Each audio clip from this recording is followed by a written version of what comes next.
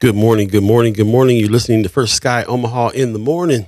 In the morning. My name is Paul B. He's Buddy to God. Welcome.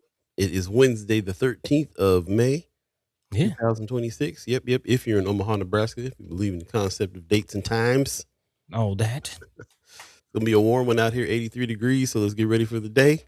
Okay. Let's start the show. Get it going. First Sky Omaha. In the morning. Money.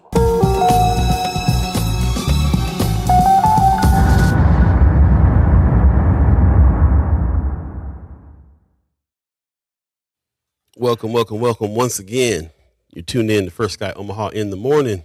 In the morning. Fresh edition is happening right now on this Wednesday, the 13th of May. Thanks for joining us. All the chat chimers getting up early with us. All the ghost listeners tapped in, tuned in. It's going to be a good show. Definitely a good show today. We have a special guest coming through. Somebody who's getting some nationwide attention. For real. Dr. DérNecia Phillips. Put some respect on her name. Big time. It's going down today. So, thanks for joining us. Get ready for our special guest. It's going to be a very interesting conversation. You know, First Guy loves the kids. Hey, there you go. Yeah, man. It's all about it. How you doing today, buddy? Man, I'm tired, boss. I'm tired. Yeah. Burning it at both ends again, huh? Yeah, man. Yeah, I just, that creative bug. You find something new and ideas get to sparking and you start, playing with things and getting results and you know what I mean? And you just down the rabbit hole. But definitely feeling good, feeling great. Excited to kind of show some of the stuff I've been working on here pretty soon in due time. So look out for that. But yeah, man, feeling good. Also getting very, very close to making my way to Omaha. Yes, the littles are reminding me every day. Is it summer yet? It's safe to say they're excited to come see the fam in Omaha. So yeah. I love it. We were just planning on planning the kickback here this summer. So yes, sir. So look out. How you doing, man? Doing pretty good. Yeah. Doing all right. It's midweek. Got a lot done so far. Feeling pretty good right now. Usually by Wednesday, if it's not feeling like it's dragging because stuff didn't get done like it needs to, then it feels heavy. But it feels okay. It feels like it's all downhill from here as far as work is concerned. Anyway. So, definitely understand that. Trying to hang in there. Looks like everybody's up. RG gives us some morning, y'all. What's happening? He said, y'all vote yesterday or no? Hey, that's the question. It's the question of the neighborhood, isn't it? Y'all vote yesterday or no? Let us know. Good morning. Marlon Harrison says, good morning, First Sky family. Happy Wellness Wednesday. I like that. Yes, sir. Definitely feeling it's nice and sunny and stuff outside here. So it definitely feels a little bit like it's time to get back active. Start thinking about the health again. Good time to go a little juice diet, whatever you got to do. So yeah, Wellness Wednesday. I'm with that. Most definitely. You can talk about juice diet. I'm thinking back to the grill again, like MC Search. You know what I'm saying? Come on, man. Back to the grill again. That's where I need to be. The grill again is going down. Hey. Like Kesey gives us a what's up Wednesday. That's what's up. Also, RG says Dr. Umar has 7 days reply. Cold-blooded. RG be bringing up the old stuff. I love it. Julie Printer gives us a good morning. She says 67th birthday yesterday. Happy birthday. Yeah, definitely. She says, I have been with you from the start. That's right. Hey. Appreciate you, Judy Prinzler. OG. So you had a big party too. I saw the post. You had a big party. That's what's up. Okay. Yeah. Congrats. Happy belated. There you go. Pops gives us a good Wednesday morning and mad love from Las Vegas. Appreciate you, Pops. Yeah, it's all about kids, education, school, the future. All these things are kind of on my mind since we have our special guest coming through. It's going to be a doozy today. Everybody's been saying we need to talk to her. We've been talking about this Identity Preparatory Academy for a while now. We get to talk to the founder today. So I'm very, very much looking forward to this conversation. She seems fun already, just in the conversation that we have back and forth on the emails to get set up for now. Oh, yeah. And, I love that. So that's what's up. And that's about it, man. We're really just kind of midweek getting through it. Let us know how your midweek is going. We are starting to think a little bit about what's happening coming up this weekend, Friday. There's a lot going down. As a matter of fact, I'll jump into a few of the community updates. We can talk about it But there are some things going down this Friday. Notably for me, Noma Fest tickets go on sale. So Mm, I'm definitely going to be trying to jump on this. They go on sale on Friday. Highly suggest you go check this out. It's going to be one of the best shows in Omaha. When we talk about trying to bring jazz, especially new jazz to man, Omaha, these are some of the folks that are on this roster or some of the folks we had on our list. Mohini Day, Mono man. Listen, Neon. Come on, bro. let me tell you, man. I went out Monday night. I'm just vibing, sliding, just vibing and just living life, enjoying it. Hear some jams come on. Like, who is this? What is this? What is this? Man, this sounds amazing. Turn on my Shazam, Keon Harold. I'm like, oh Bro. man. Come See, on, yeah. bro. Hey man, I'm trying to tell y'all, Come on, bro. yo, Keon Harold. Come on, man. it's gonna Wait a be a minute. show, y'all. And didn't you tell me something about the Barcades recently? Yeah. So the Barcades, they actually I did see them.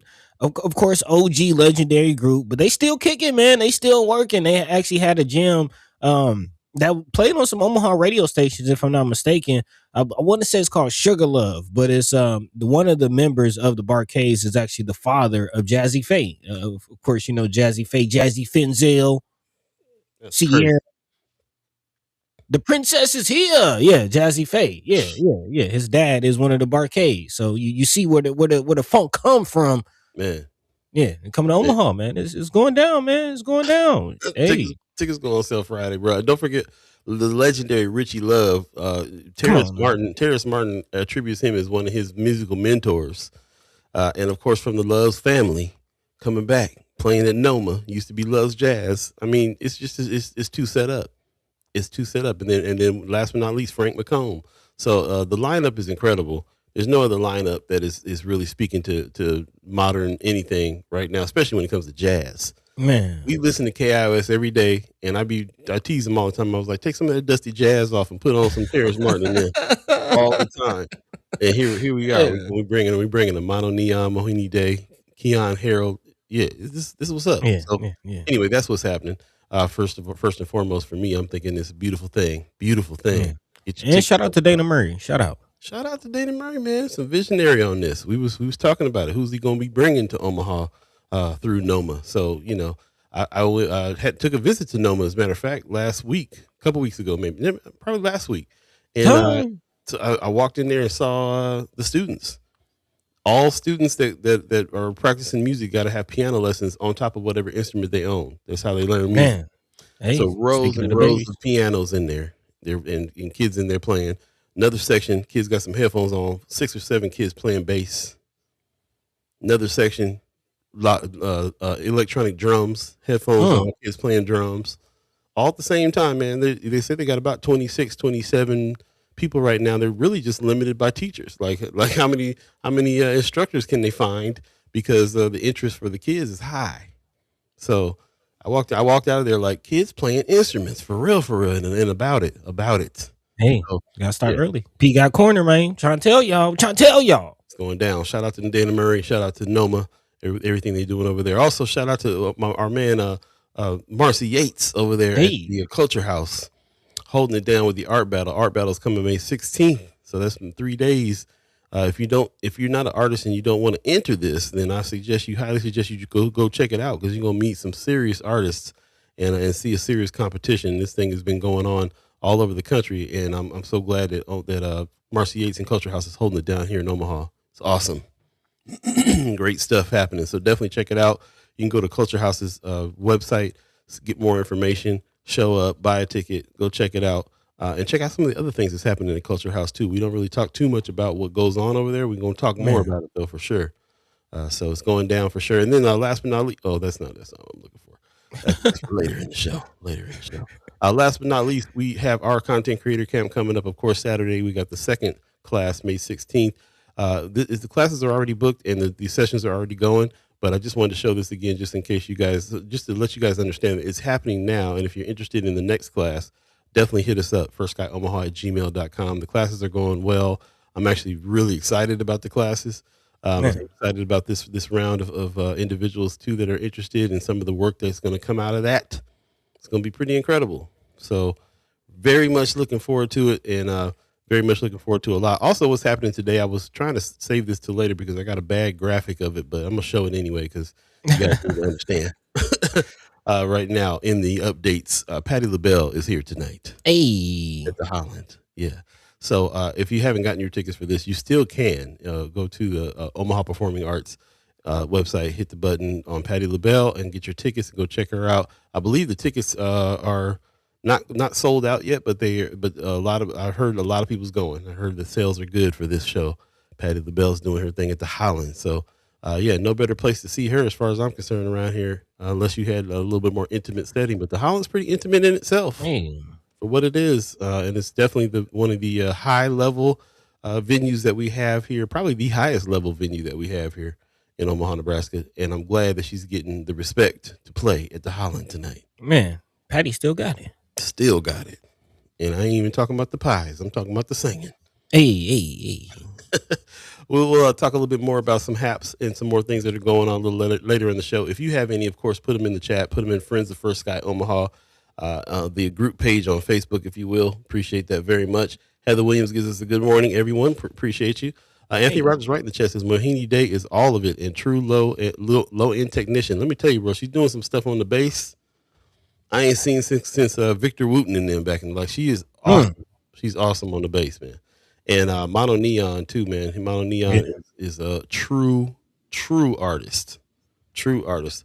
We'll be talking about some of these folks as we get closer to the show because I think that to me they're the epitome of Love Supreme. Mono Neon especially, Love Supreme in a big way. And we talk about that all the time and what the feeling is behind that, with the power that you use and so on. Lots to talk about when it comes to that. Some of these people coming to town, so appreciate that. Marlon Harrison says today marks 1 year since Mayor John Ewing was elected as the new mayor of Omaha. It just popped up in my Facebook memories. Man, okay, time. That's what he says. Time. Yeah, bro. RG says piano learning requirement. That's what I'm saying. Hey, music theory on deck for real. Willie Williams in the chat. Blessing. Hey. Southwest correspondent. We have to get with you on what's going on with Juneteenth coming up for sure. Mm-hmm. Lots happening. And also RG says, is Patty bringing any pies with her? No, she ain't bringing no pies. She leaves that to the underlings over at Walmart. Also, Anthony Rogers says, I have this signature bass from Fender. It sings. I can only imagine what he does with that thing, man. Bro, it's gonna be a bass summer. We might have to have a First Sky Omaha jam session again with the kickback. Hey, I'm with it. Hey, man. Just got myself some new tables. Yeah, I'm with it. Yeah, you bringing them? Yeah. Come on, man. Yeah, I'm bringing some toys. I had to do a little DJ battle at the kickback. We'll see what's up. Hey. Black Dynamite in the chat early saying good morning, y'all. It's Wednesday. We halfway there. Heard that. Yeah, man. Yep, it's going down. But in the meantime, between time, man, let's go ahead and get to the things we're talking about today too, because you know us. We'll talk about this stuff all day long. Whole show, I'll be saying Mohini Day. And, come on, man. So anyway, let's jump into today's thread, buddy. What's happening today? What's going on? Man, actually, it's still going down in more than one way. Not just talk about the showdowns and what's going on with the concert, but talk about the showdowns at the polls. Of course, yesterday it went down. Brother RG already asking, did you go vote? Did you go vote yesterday? Where was you at yesterday? So again, we're still I think days away from the official settled results. Numbers are still rolling in. There are a few races that are definitely being decided. Definitely congratulations to Brother Vargas and I'm drawing a blank on his name. Oh yeah, former Senator Justin Wayne, Weatherman Wayne. Yeah. Some of those races not close, but some very close. So we're definitely going to be talking about how that situation is shaping up right now. And then also some of the issues. It's not just the races, but some issues being covered. Definitely want to, focus on that a little bit. And also looking at what's going on at our neighbors. There's actually some interesting things coming out of Iowa, especially in the realm of education, which we will be talking about most of the day. Of course, as Paul mentioned earlier, we will be having Dr. Put some respect on her name, DérNecia Phillips, again, founder of Identity Prep School, making national news right in Omaha, man. So definitely going to talk about that. and some other things surrounding not just schools, but just the economy in general. Of course, we watching, still following the money in this season, and actually, one of the leaders from Nebraska's Trucking Association kind of chiming up about what's going on with the economy, giving an indicator of how the economy is looking. And there's some changes, some impacts, again, some connections between the economy, how families are being supported, and why things like the Identity Prep School is so interesting. So, as you know, we're going to make some connections around here, and also look at some things happening nationally. Actually, schools in Florida are teaching history as we dive into education. And as I've been saying, look at looking back to go forward as the nation makes its way back to the 50s. There's some things we can learn from the past as we move forward as well. So again, we're going to be talking about all that and more throughout the next 2 hours. Definitely looking forward to our guest today, Dr. DérNecia Phillips. But in the meantime, between time, chat's going off, people, tapping in. Good morning to everybody, asking the questions. Let your mind be free, let your voice be heard. Meantime, between time, Paul B. Yo. What's the word, man? What's yeah, the word? man. We'll go to a break and then go ahead and jump into this stuff. I appreciate everybody coming in. Yes, Black Dynamite Jam. So Jam. I think we're highly. I think we're gonna go ahead and do it. I think we need to go ahead and just make that a thing of the Chat Chimers kickback every year. It's got to be a jam session too, man. We got too many musicians in the chat. I mean, here, look. I just want to hear Black Dynamite rock with Anthony Rogers Wright in his bass. Come on, man. Yeah, and we talk about living alive with one another. What better way to live alive with one another than to speak the language of music, the jam? Speak the love supreme in a real way. On, so that's what's up. Appreciate it very much. We'll dive into it. Pop says, man, Patty been around forever. He said cousin Ramon Womack used to open for her when he was 6 years old, talking about a family member of ours when he was 6. He says when they were both doing gospel, that was 60 years ago. Man, 60 years ago. Sorry, 60 years. Yep. That's crazy. That's crazy. Mama God is asking, when is the kickback? We're trying to settle on a date now, so we're working on it. We'll let you know shortly, for sure. But it'll definitely be when Buddy's in town, so it's gonna be in that window. We'll figure out which date. We kind of like to dance around with the date so we can figure out exactly if we're clashing with anybody else's event and all that type of stuff too, because we want everybody to go to everything all the time. So we'll find a good date and make it happen for sure coming up. We'll dive into some of these things here. Anthony Rogers Wright says, congratulations, Zora Mandami in New York City, less than 1 year, and he's balanced a $12 million deficit without cutting public services. Socialism works, like Wu-Tang is for the children. Appreciate that. I know that was on the heels of talking about our Mary Ewing's first year. Definitely different outcomes for different places and spaces. I appreciate them both. We'll talk about it. We'll get into some of the politics here in a minute, because we definitely have to talk about election results and all those things coming up. So stay tuned for that. We'll take a quick break and we'll come back and jump into it. You're listening to First Sky Omaha in the morning. In the morning. My name is Paul B. He's Buddy the God. Stay tuned. No moves. Don't go nowhere. That we do not intend to play the role that the Jews played.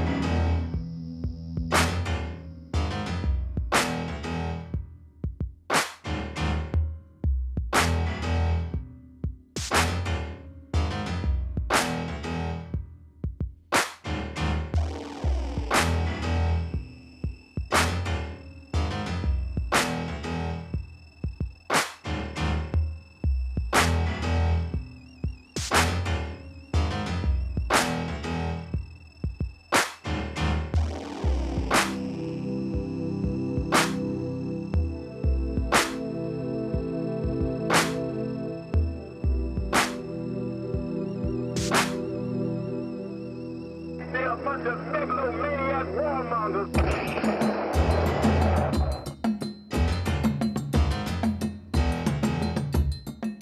Welcome back. First Sky Omaha in the morning.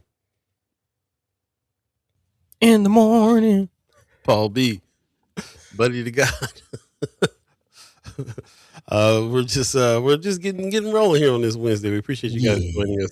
All the chat chimers that are coming in. Do us a favor, share the show. If you're on Facebook, share it on your page.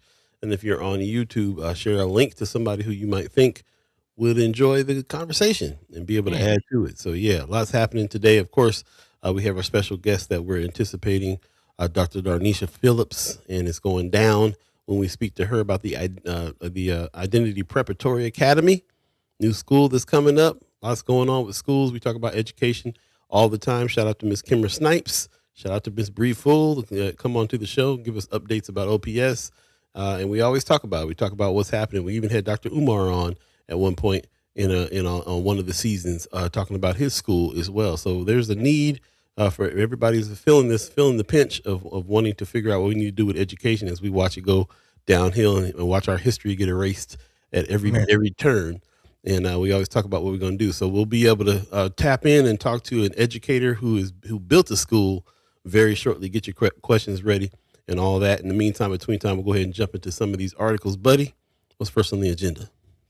Yeah, of course, we're starting off with election results. That's kind of top of the mind as yesterday. It went down and numbers are still rolling in.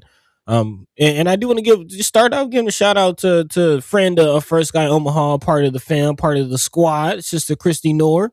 Looks like she voted very well in her race. So again, shout out to her pounding the pavement. Also, again, OG Senator Cypher member, former Senator Justin Wayne, I believe, did very, very good, like a 10,000 vote margin, in his race for Douglas County Clerk, which we still got to talk to that brother. Definitely would love to speak to him. I don't think, as we spoke to Sister Precious McKesson on Monday, she mentioned that might be one of the races that are being decided early. I don't think that goes to a general. Like, I think that's a done deal as far as both Justin Wayne and Tony Vargas's races. I believe Tony Vargas is actually replacing Mayor Ewing as Douglas County Treasurer. So, yeah, you'll be when you pay get your tags, you'll be paying Brother Vargas a visit. You know? I'm gonna ask you right now, brother. Hold on, your money's coming. We'll talk. But yeah, man, there are a lot of results. As I mentioned, I don't think the official results are still in yet. Still numbers being counted. But Douglas County does have a PDF of their unofficial results. In many races, man, there's a lot of races. I don't know. I guess what's jumping out to you, Paul? This is kind of a lot to look through. Well, I mean, of course, the obvious one right now, Senator John Kavanaugh and Denise Powell's in the dead heat. She pulls forward a little bit, and that was kind of what the big news was last night. But even as of today, it's not done. But people are already kind of, getting excited about Denise Powell. They're feeling like she pulled ahead and she's going to be the winner.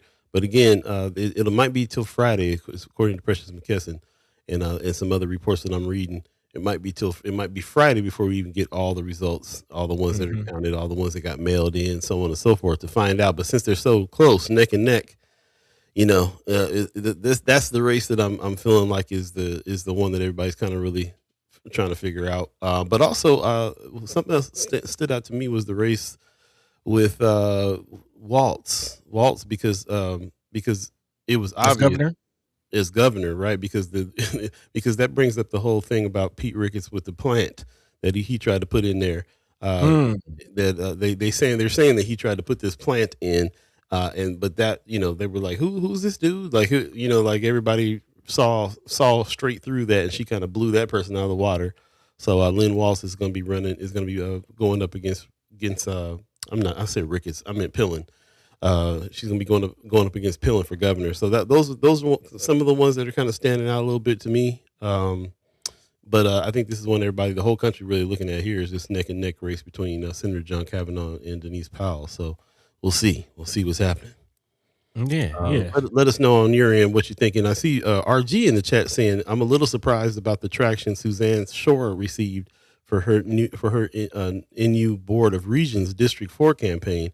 I was giving her the side eye when I found out she's the wife of Pete Ricketts. Man, I'm glad you brought that up because we hadn't really talked too much about the Regents race as well. Like that was something I had on my list even to kind of dig into more to see where their power lies, where Regents' power lies. We've been here a lot about the Regents all year, really. And so what goes on with the Board of Regents? Why is this such an important race?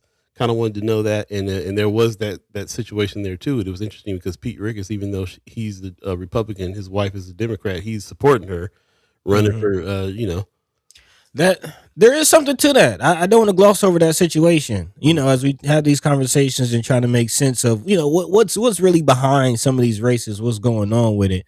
If you remember, just last month, I think, or actually earlier this month. Time, um, Governor Pillin, threatened.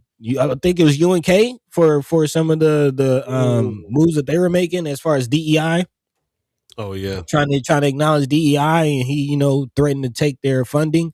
And we call him Trump Jr. We've seen how Trump has been relating to some of the universities and institutions of free thought. Kind of. Hey, I'm side eyeing with you, brother RG. What's really going on at NU? Or you know what I mean? Are we going to see a return of the critical race theory frenzy? Mm.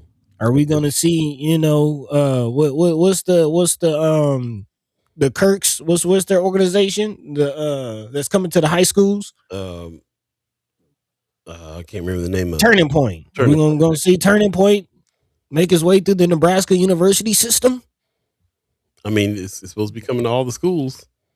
You gotta wonder. What does this mean? What does this look like? So, yeah, thank you for bringing that up, RG. I do also want to give a shout out to Erin Feitstinger. It looks like she's voting pretty well in her win.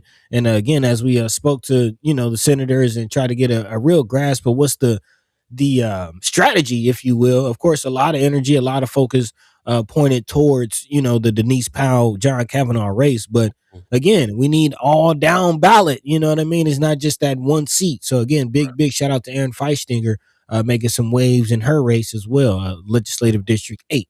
There you Not go. sure which area that is, but yep. Mm-hmm. Speaking of down the way, Anthony Rogers right in the chat says Democrats are in big trouble.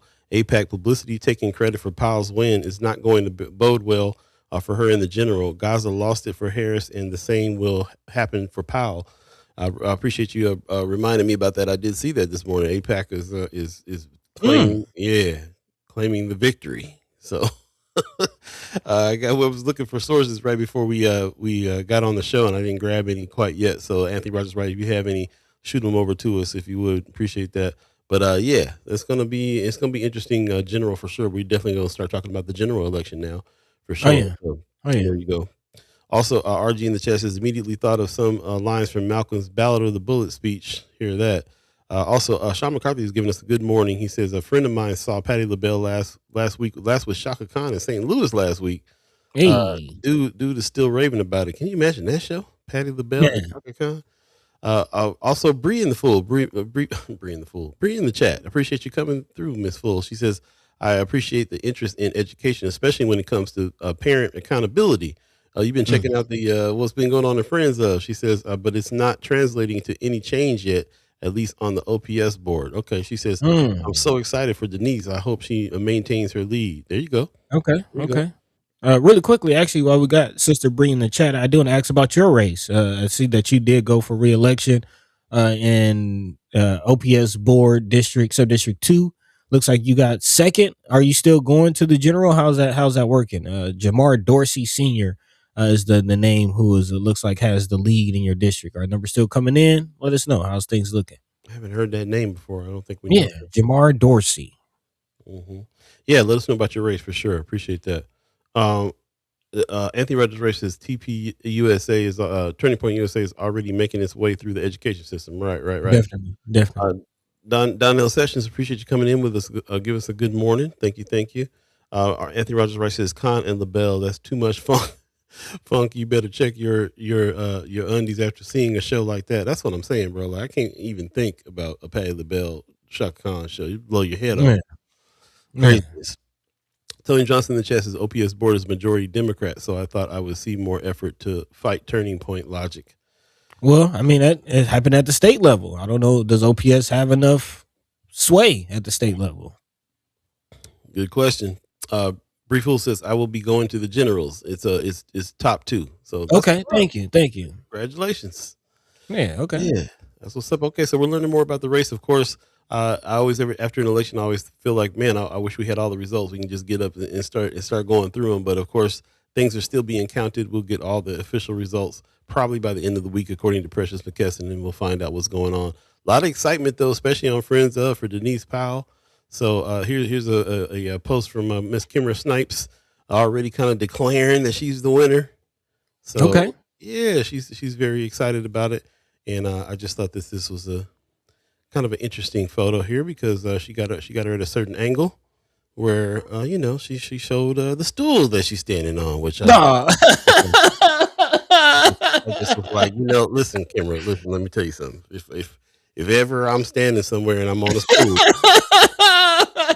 please, go, try a different angle. That's all I'm saying. That's all I'm saying.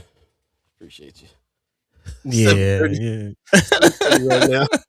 We believe in the concept of time. We appreciate everybody joining us this morning. Stay tuned. Good luck to all the candidates really who's running. And, just the run. It's hectic. Yeah. You got to be a certain type of person to deal with a run, especially in this climate. So shout out to everybody that's getting with it. We'll take a quick break and come right back and jump into the next article. Stay tuned. Again, we have our special guest, Dr. DérNecia Phillips. Yes, DérNecia Phillips is coming through. And stay tuned for her. Get your questions ready. It's all about the Identity Preparatory School Academy. Yeah, it's going down, man. Stay tuned. We'll be right back. First Sky Omaha in the morning. In the morning. There we go. Can you hear that? Cool. Yeah.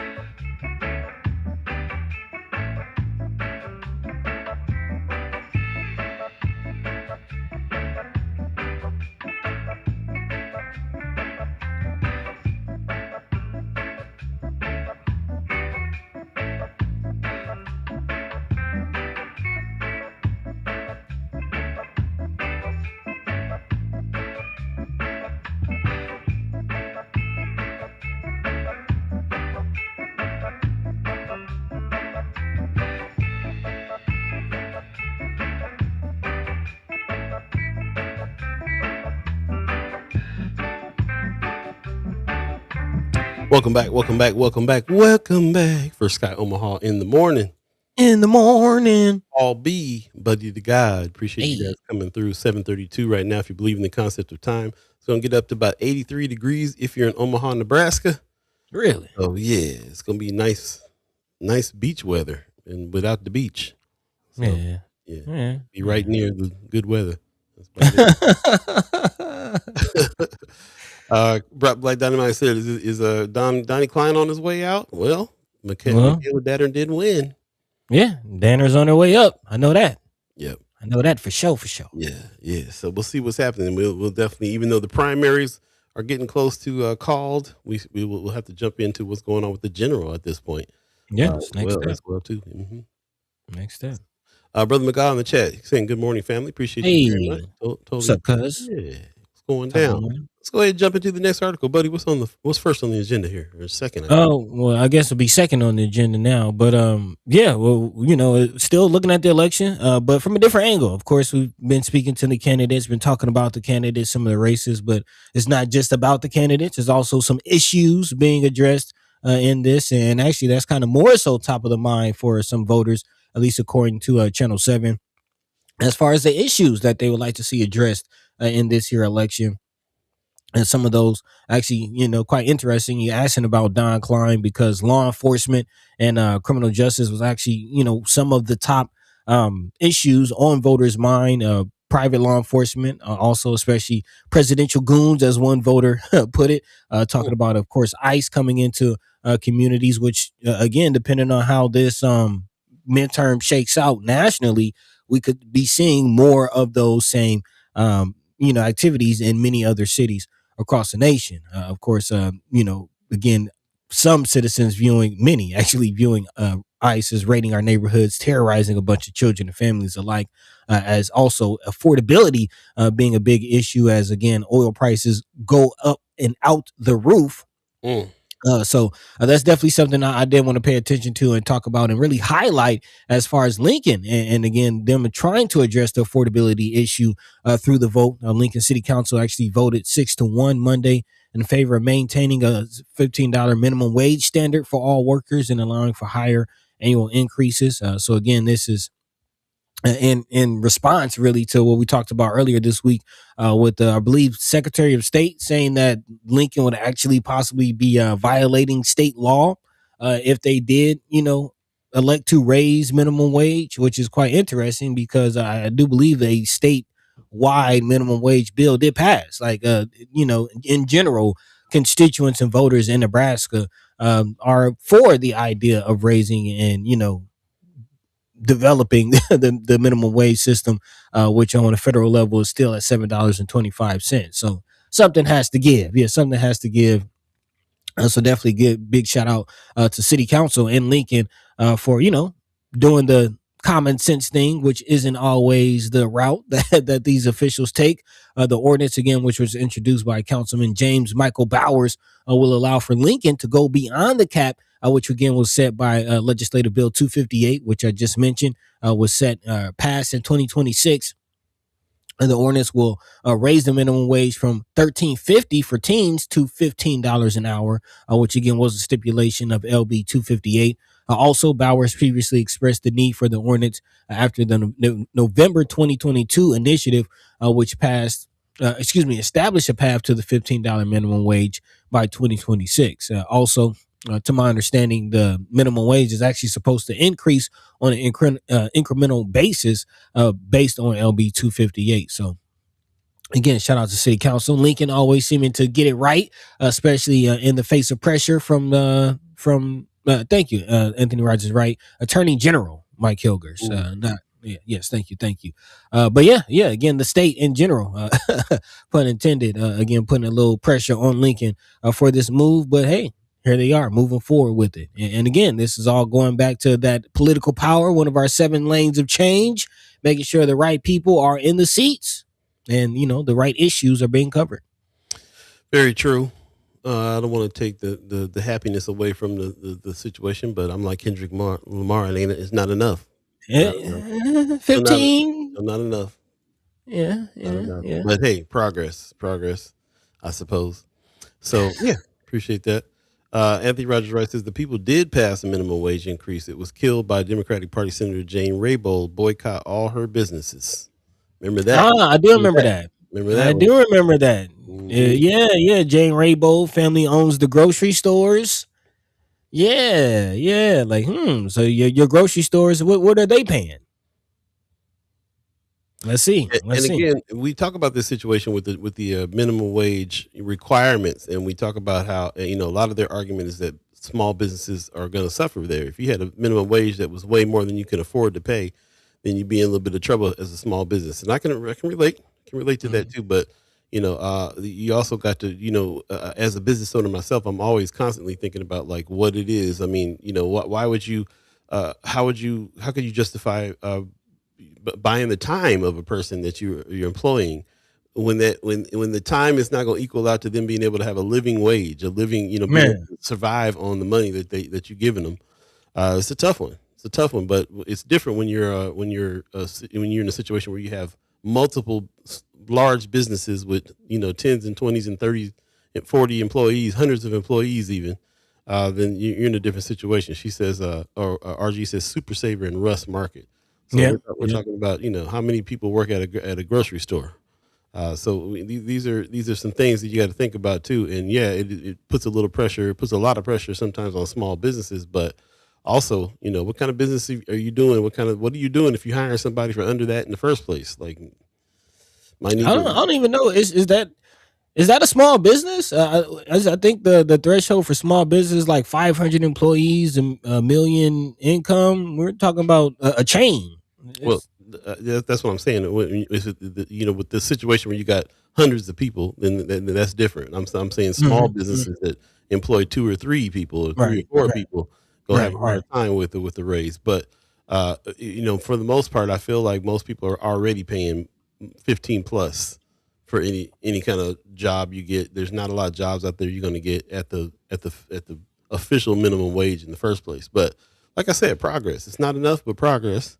Kind of leave it there. I guess good news for some folks in Lincoln. Good news for the kids that are working, because Yeah. I thought that's crazy that it's already a little bit of money and they can make it less for kids just because they're like, well, you must be at.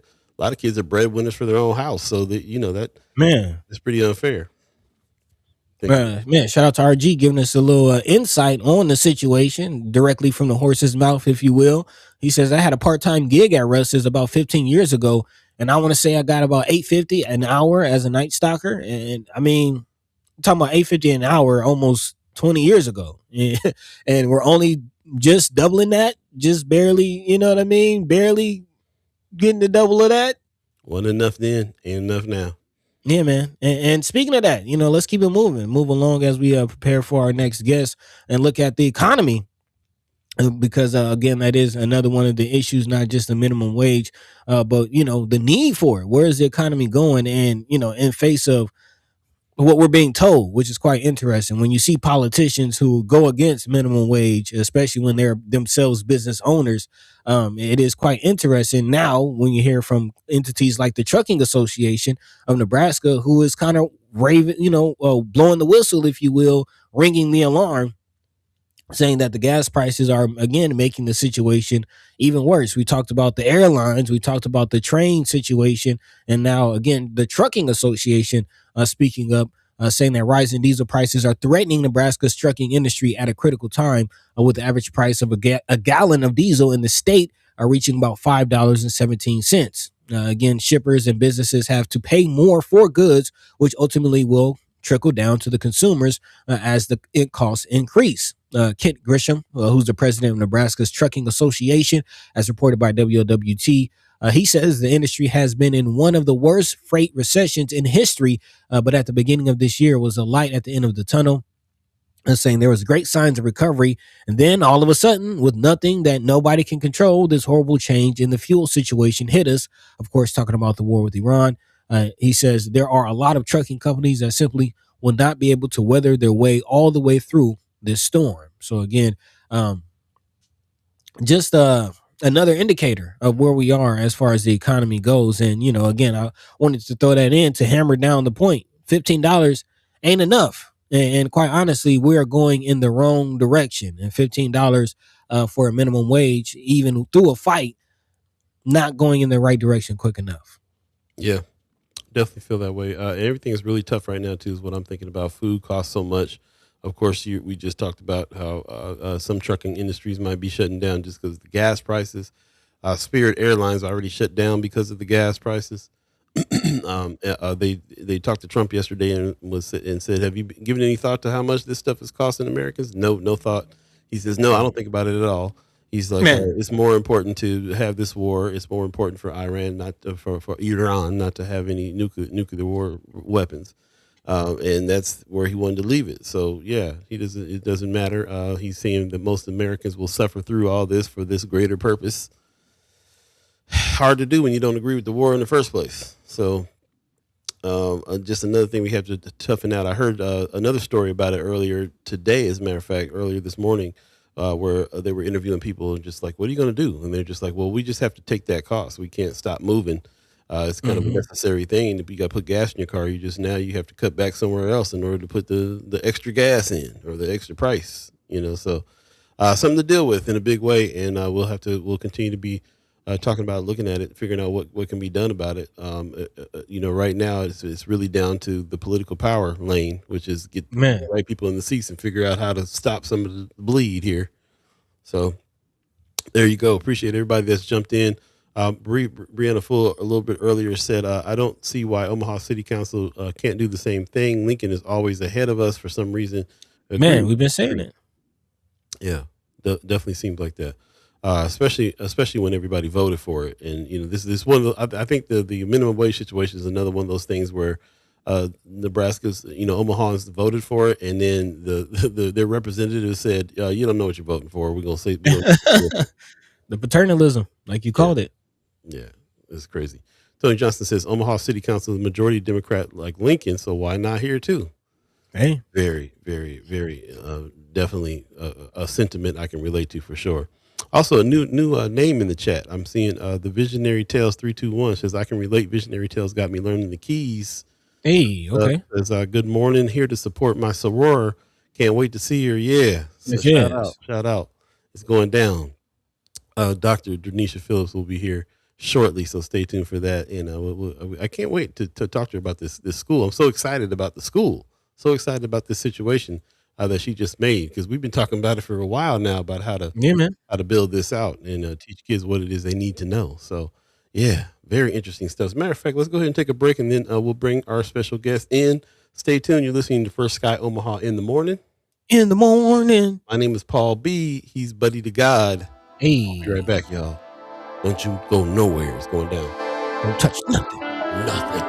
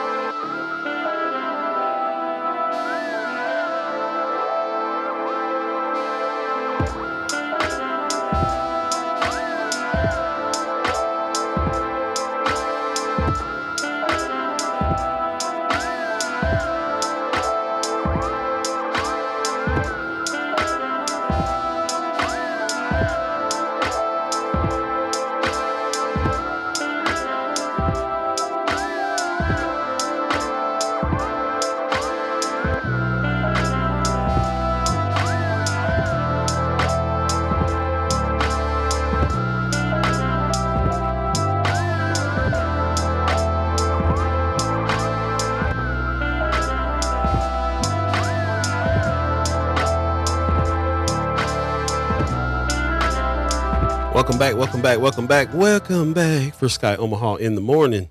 In the morning. My name is Paul B. He's Buddy to God, and we have Dr. DérNecia Phillips in the chat. Good morning. Good morning. Good morning. I'm so happy to be here. Thank you for having me.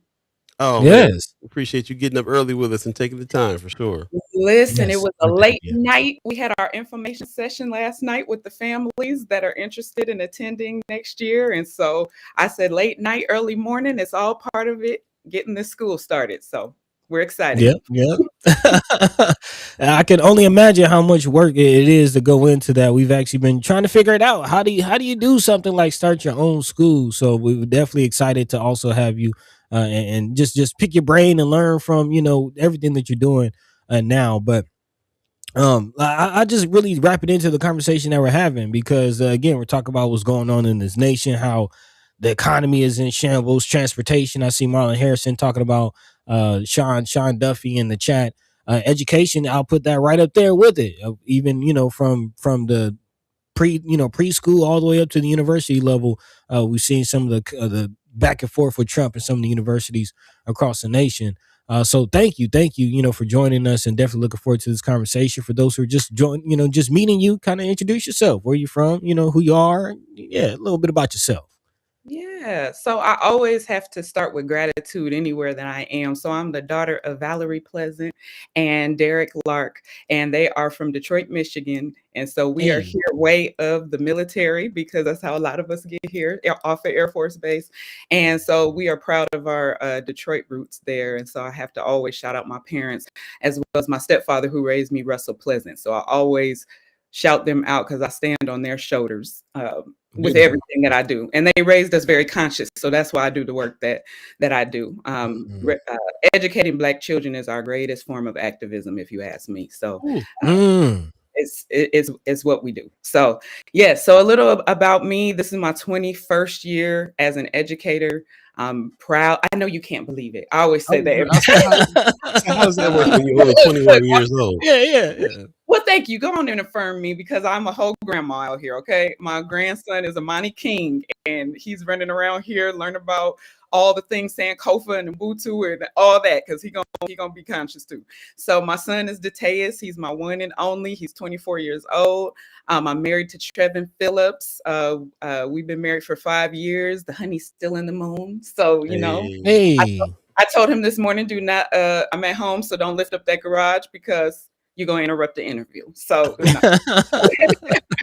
so I like to have fun. I like to joke, but I'm very serious about education. I started out as a third grade teacher in Omaha Public Schools, and I'm proud of my public school upbringing. And so there are things that sometimes people think if you're starting a school, it's private versus public. And I'm here to help reshape that narrative a little bit, because most of our kiddos are in public school. And so we need Mm-hmm. to be thinking about what is the best way for us to make sure all of our kids have what they need. And so I like to clear that up right away. So I'm a proud product of public school. I also have taught in public school for most of my career. I also have non-public experience. So I was an instructional coach and an academic data rep. So I'm really big in the numbers. That's why me and Kimera drive on everything. We jive on everything because we research that thing. Okay. Okay. Um, Okay.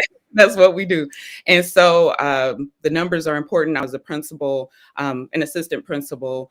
I rolled out, started an education consulting business, and was here locally, but then also across the state, and then also nationally, looking at the ways that we could make education better for our students.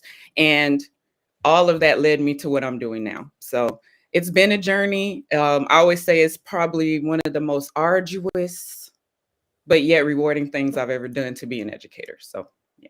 Heard that. I love it. Man, Man, yeah, nothing to be yeah, quite the said. journey. Right. Quite the journey. Quite the Yeah, journey.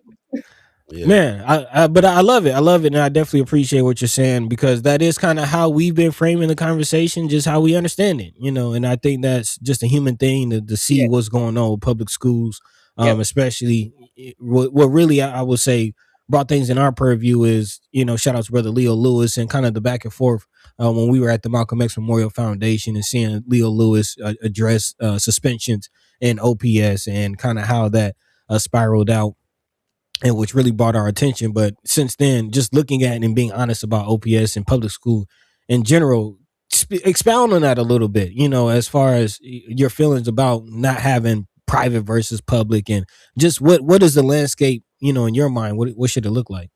So what I want to say about that is the reason why I want to reframe the conversation is because in the middle, when we are making this sometimes about these adult issues and we're arguing back and forth about the logistics of things, where it's I'm thinking politically, the campaign slogans a while back when we were talking about school choice, it was like, support our schools. And then people are like, well, of course I support our schools. And on the other side, it's like, keep kids first. It's like, oh, of course I want to keep kids first. It's all rhetoric. So in the middle of it, our babies still can't read. Like, what are we talking about? Like, Black students in the state of Nebraska, it does fluctuate. But if you look at those numbers, about 10% of our fourth grade students are reading on grade level. So whenever we get through arguing, these babies are struggling. And so we want to say things like cute phrases like no child left behind, when there are whole groups of kids, our kids, who are being left behind. So while everybody else is arguing about it and doing all that, I'm like, okay, let's not admire the problem. Let's get to work, because there are things that we can do about this. And one of the things that I do is, it's not just about educating our kids. That's why I love our board, Raquel. Shout out to her from when she was on here. We talk a lot about these things because I also teach at the collegiate level.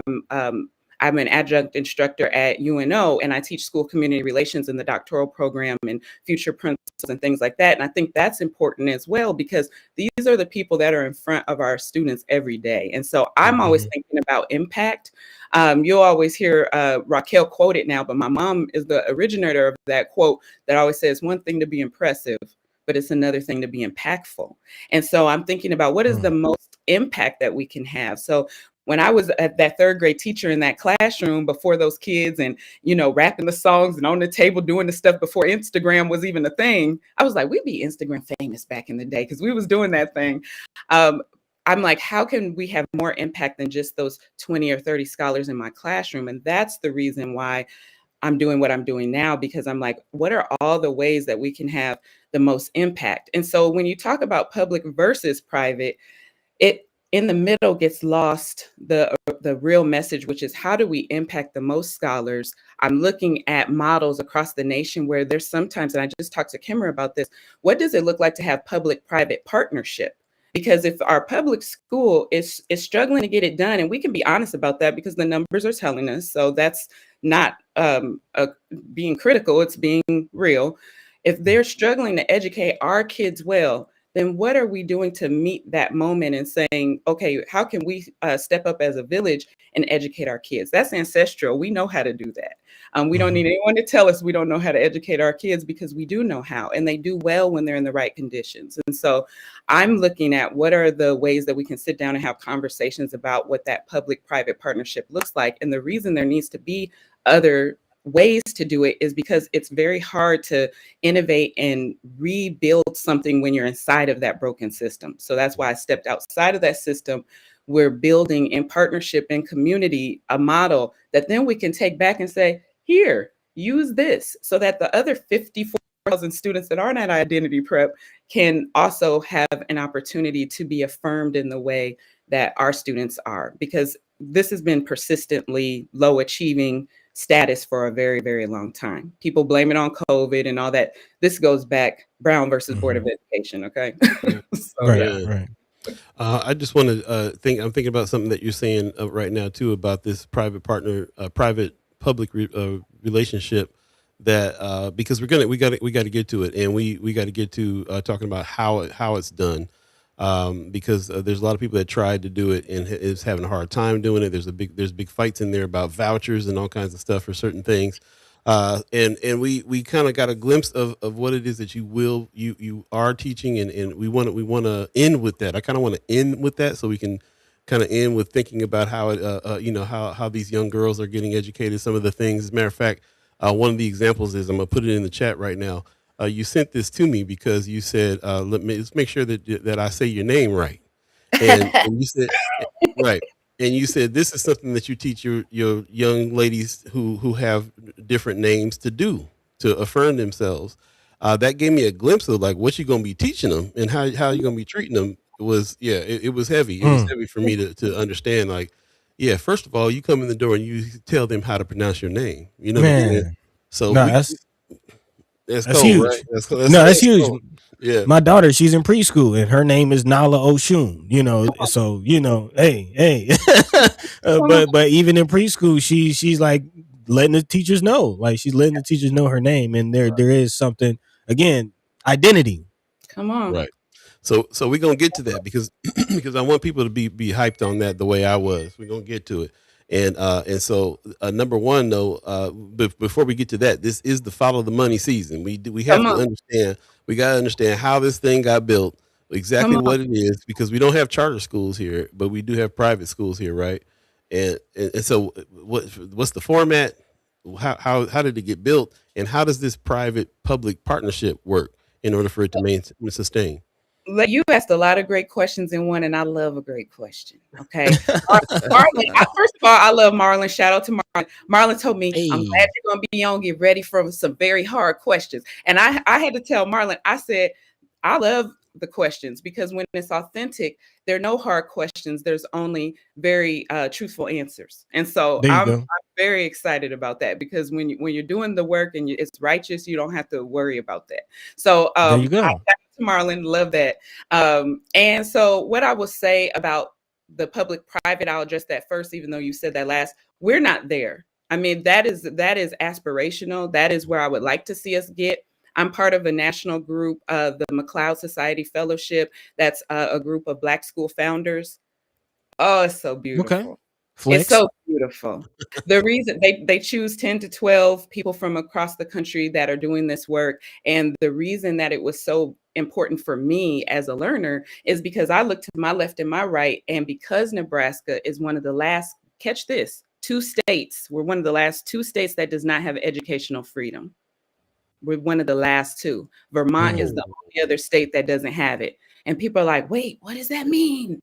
What it means is that we were one of the last 3, but now the Dakotas then got on board. So we're one of the last 2 that doesn't have any state funded mechanism for us to do what it is that we're doing by building Identity Prep Academy. The only option that we have is public school. That's why I'm like, we better be thinking about how to make our public schools better. That's where our kids have to go. Like, so that I can't afford as an educator to say, to be, only critical and not activated about what happens in public school, that's where most of our babies are. So I better be thinking about this multiple ways if I'm really true to this work. And so that's why I say what I say about public school, because we live in a state where there's not a way to, the state doesn't provide any funding for this. And every other state besides Vermont and Nebraska have some sort of mechanism to do so. And so whether that's vouchers, or whether that's tax credits, or whether that's educational saving accounts, whether that's charter schools, and you can go on with some of those other options that are available in different states, and different states have a different mix of those things. Here in Nebraska, we don't have any of it. So our choice is either to go to public school, some of the faith-based options that we have locally that are private schools, and then we have homeschool.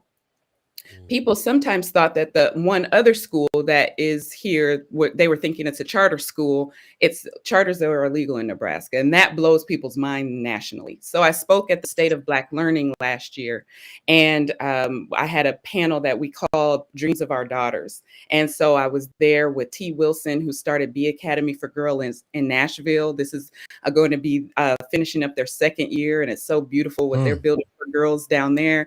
Then I was with Dr. Beth Reeves, who has the Washington School for Girls in Washington, D.C., and I'm talking about Southeast D.C. So anybody that knows I grew up also in D.C. That's where my dad lived, Jockey City. So they're doing great work out there. They're 30 years in. So she's not a founder, but she's the president of the school. That school was founded by nuns and a group of activated women in the community. And that resonated with me because they're 3rd through 8th grade. And so they're middle school options as well. And then we had our brother, Dr. Anthony Brock. And if you don't know about Valiant Cross Academy, y'all need to Google that thing, because he's down there doing it for the boys. And now that he saw what that did for his boys down there, now they're opening up an option for girls. So he was the moderator of the panel. And we named it Dreams of Our Daughters after what we did here in Omaha, because people are looking nationally at the way that we're building this, knowing that people that are familiar with this movement are understanding what it means for us to be doing this here in Nebraska. And I think sometimes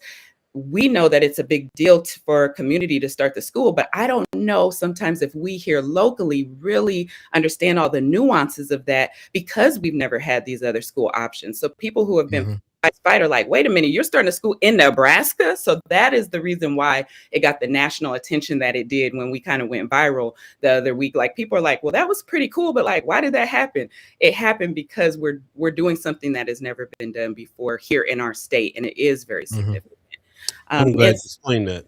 Yes. So there's a lot behind it, and that's why when Raquel was on, she was like, you need to just have Dr. D on, because she was like, I understand it, and also she's gonna give you the rest of it. That's kind of her lane, and it is. I eat this for breakfast. This is what I do because it's for our kids and it's important. I always say we don't stand on ceremony, so yeah, that doctor is important, but what's the use of those letters before or after my name if I'm not doing something impactful with it, like my mama said? So you see on our website or anywhere where you see Identity Prep, you're going to see the tagline where it says affirmed, nurtured, challenged, and that last word is impactful. And I talk about this every time because our girls are, you better be ready. Okay. Our girls are going to be affirmed in what we're doing. That's natural. That's part of the way that we teach. And that's why representation is so important, and having conscious educators in front of our girls is so important. They will be affirmed. They're going to be nurtured. Anything that has to do with me is going to be a culture of high expectations. They're going to be challenged. But the thing that is different about what we're doing is we're also teaching them, okay, you're not just here to get poured into. What are then you pouring back out into community? So when we had Sharita Daly come in from Change of Omaha as part of our co-education model, because we're having community cultural wisdom as one of the main mechanisms of moving our curriculum forward. So our babies can see, where I come from. Yes, when I walk outside of the lines of that defines that geographically, if anybody says anything about where I'm from that isn't positive, I know something different, because I've had these experiences and I see the beauty and the culture and the wisdom and the experts that have taken their time to come in and teach me. And so Sharita came in and talked about how, as a young adult, creating Change of Omaha, for her to have been as young as she was, people were looking like, wow, you started an organization, and she wanted to impress upon them. There's not an age on activism. There's not an age on social justice. Whatever's important to you, you can move forward with that at any age. And I share it with the girls. When I was in high school, I had just learned about the Great Plains Black History Museum back then, and I had the opportunity to really sit down with Miss Calloway and learn about her vision and her dream. But at that time is when she had just started getting sick, and the museum was in danger of closing. And her son, he was still there, and he was kind of helping run things. But talking to him, he said, well, this was my parents' dream. I'm trying to keep it going, but this is the work that they did. And so she was like, baby, I don't know what's going to happen to the museum. So I don't know who I thought I was back then. But I started something called Save Our Story. And I started going around to all the schools in Omaha and talking to students and getting people activated. I called it the School Escapades. And I was like, we need to raise money to save the Black History Museum. And so all these years later, to now have a partnership with the Great Plains Black History Museum and be partnering with them and other organizations to bring Black Heritage Saturdays, which we do every fourth Saturday at the North Omaha Learning Community Center. It's beautiful to look back and see, and now be able to share with those girls. I'm saying things like, I don't know who I thought I was, but I take that and I said, that's what people want you to think. Who do you think you are? I do know who I was. I knew who I was because I was taught that at home, but we also need to be taught that at school.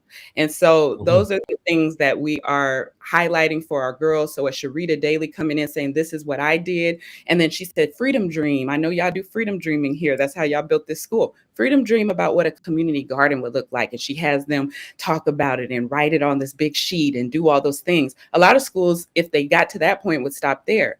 That's not what happens at Identity Prep. We're a school without walls. So we have the community coming in, but then we're out in the community. So guess what we did the next time? We're out in those community gardens with Change of Omaha with our hands in the dirt, planting plants and talking about community and how her grandfather gifted her that land and she could have done anything with it, and she decided to sustain a community with that. So those are the things that we're doing, because if we want to know why we're at a 10% literacy rate and all that, I'm not going to sit up and admire the problem. Our babies are brilliant. Nobody can tell me anything different than that.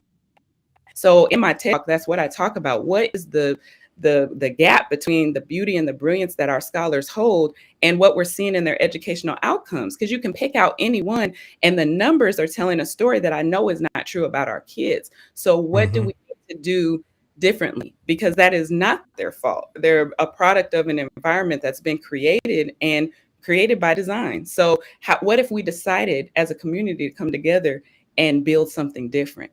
And you asked me, how are we paying for this thing? I also heard y'all joke and say, this is the FUBU school when you first learned about it. And I loved that. I was like, tag me in, and I said, you better understand without me even coming on what we're doing. It has been the FUBU school. The first major that we received was from other Black women through IB Black Girl. And so that was the first major gift. And when I say we didn't stretch that thing, people are like, how have you done all of that? God. How have you done that thing? Through community. We have people reach out every single day and say, you know what, I'm going to do that $20 a month that you were talking about. I'm going to, I garden. Is there a way that I could come in and show the girls, what I know about that? This has moved because of community. It's moved because there are parents who, on the call last night, one of the moms said, I understand that the waiting list for this school is very long. That's why we got on this session, because we're trying to get her in. She said, but what I want to say is this is legacy, and this is more than, about one girl, my child. Of course, I want her to receive this education, but this is something that's going to be a mainstay in our community moving forward. And in order for it to be, we have to get behind it. And so we can't say we want things and then depend on someone else to provide it. And I think here in Omaha, with the philanthropic landscape, when you talk about money, that is what we have gotten used to. And so when you say follow the money, I'm like, Don't let anybody tell us that we can't, because we do on the things that are important to us and the things we care about. And it's our money, so we get to decide how we spend it. $20 a month, I think, is a great investment towards building a school for girls in our community, where then we can teach the way we want to teach and not have anybody tell us how we have to do it. But then that means we have to be willing to make an investment in that. And so you're asking, how is it being funded? Through community grant making. It's a nonprofit structure. And so it's structured like a nonprofit. We will have at some point a different arm, because like you said, we want to pick your brain because it's y'all. Of course, I'm here freely to do that. Most people I tell, because you know who normally asks those questions, they want to pick your brain about everything. I say you can pick my brain after you pick your payment method.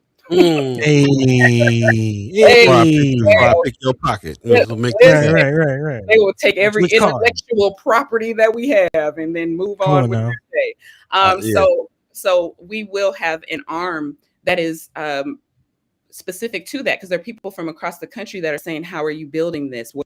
How did you do this? And we want to be able to share that with them, but we also need to have a revenue generating arm outside of individual donations and things like that. We want to be very smart about the way our financial structure is in place, so there's financial sustainability. The other piece about it is there is no state funding for this, like we talked about, just because of the legislation here in Nebraska. However, starting in 2027, any of the approved non-public schools, as well as public school, will have an opportunity. There will now be federal funding that is available. It doesn't go to individual schools, it goes to families. And so families can decide how they want to spend that money. And so their choice may be to, if they attend a non-public school, to pay tuition with that money. They can use it for tutoring services, field trips, enrichment for their child, and that can be used in public or private. So that was kind of how I've seen followed the legislature as well, and the legislation about all of these things, so that I can understand the different policies that are affecting us. But we were moving forward whether there was going to be legislation for that or not. The thing about that is, if you're not public school, you have to be an approved school and approved by the state in order for families to be able to use that money to come to your school. So that's why we're meeting the moment right now. And this is a very pivotal time, because we are going ahead and we were always going to start fall 2026. But now that this has passed, it's even more important that we start fall 2026, because then in 2027, we'll be an approved school and our families will be able to benefit from that funding to help offset the cost of any family contribution to attend Identity Prep. So I'm glad you're following the money. It'll teach you a lot.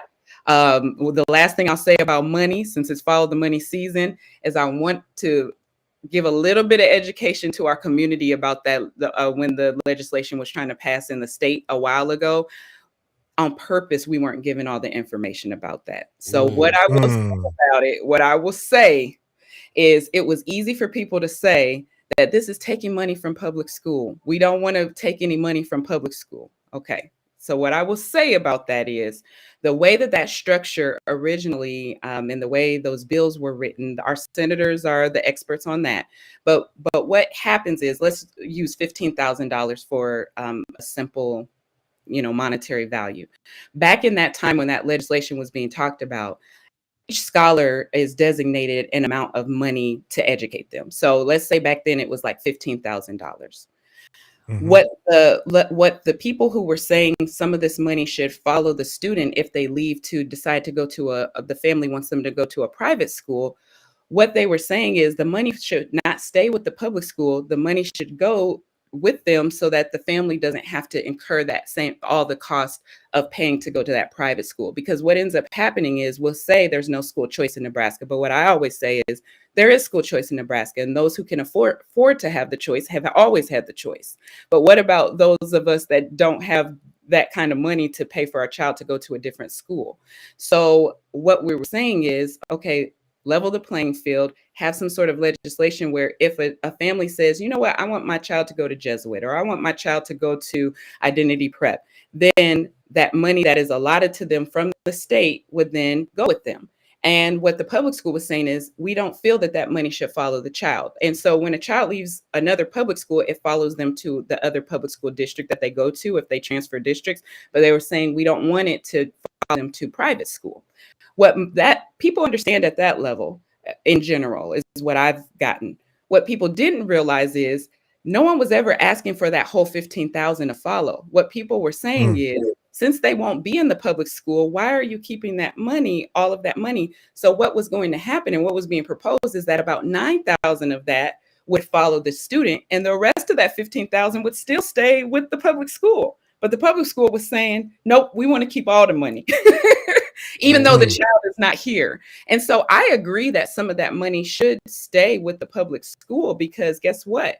If we're in identity prep and there's a scholar there that needs certain things that our school doesn't offer, the way the statute is written, then wherever their home district is supposed to provide that, because they are getting OPS had $1 billion budget approved. So they have $1 billion worth of funds. So of course they're going to have resources that one individual school doesn't have. So if we need a school psychologist and we don't have one, or a Title I teacher, since they're getting federal funds for that, we can then, as a non-public school, or a Nelson Mandela, when I was over there coaching that principal, I'm like, you all are not utilizing that correctly. So like, use it. Like they have all the money, there for each of these scholars that's at your school. Call them and say, hey, we want to get this student tested because we see some things going on. Or if you need an audiologist because they're having, that's why some of that money, in my opinion, should have stayed. But all of it. And then you had someone like me who sent my son to Jesuit because he had 142 IQ and they kept wanting to skip him up grade levels. I took him out to put him at Jesuit. And even though it was only $60 a month, I was a third grade teacher, single mom at that time. I didn't have it. I was already squeezing at the, trying to tutor and everything. I didn't have the $60. So it could have been $6,000 a month. It didn't matter. I didn't have it. And that would have been very helpful for me as a parent if that money could have followed him, since he wasn't in that school district anymore. And that's the part where we need to sit down and have community conversations about this. So when we're voting on things, we have a full understanding and not just the understanding that someone wants us to have.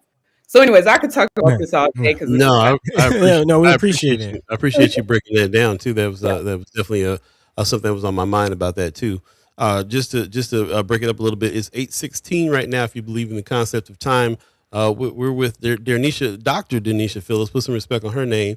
She's with us talking about the Identity Preparatory Academy, and we're going down the rabbit hole in here, really learning about what's happening here. Judy Prinzer in the chat is saying, I'm a supporter of Identity Prep. If you can please support this incredible organization. So we got Chat Chimer in here who's supporting too. Appreciate that. Appreciate everybody who's jumping in. Marlon Harrison is in the chat saying some things too, for sure. So yeah, we'll get to that in a minute. And also this new name, the Visionary Tales 321, another soror of mine doing amazing things in education. Shout out to Sharita and Change. So come on, Delta Sigma Theta. More people doing some things. I appreciate it very much.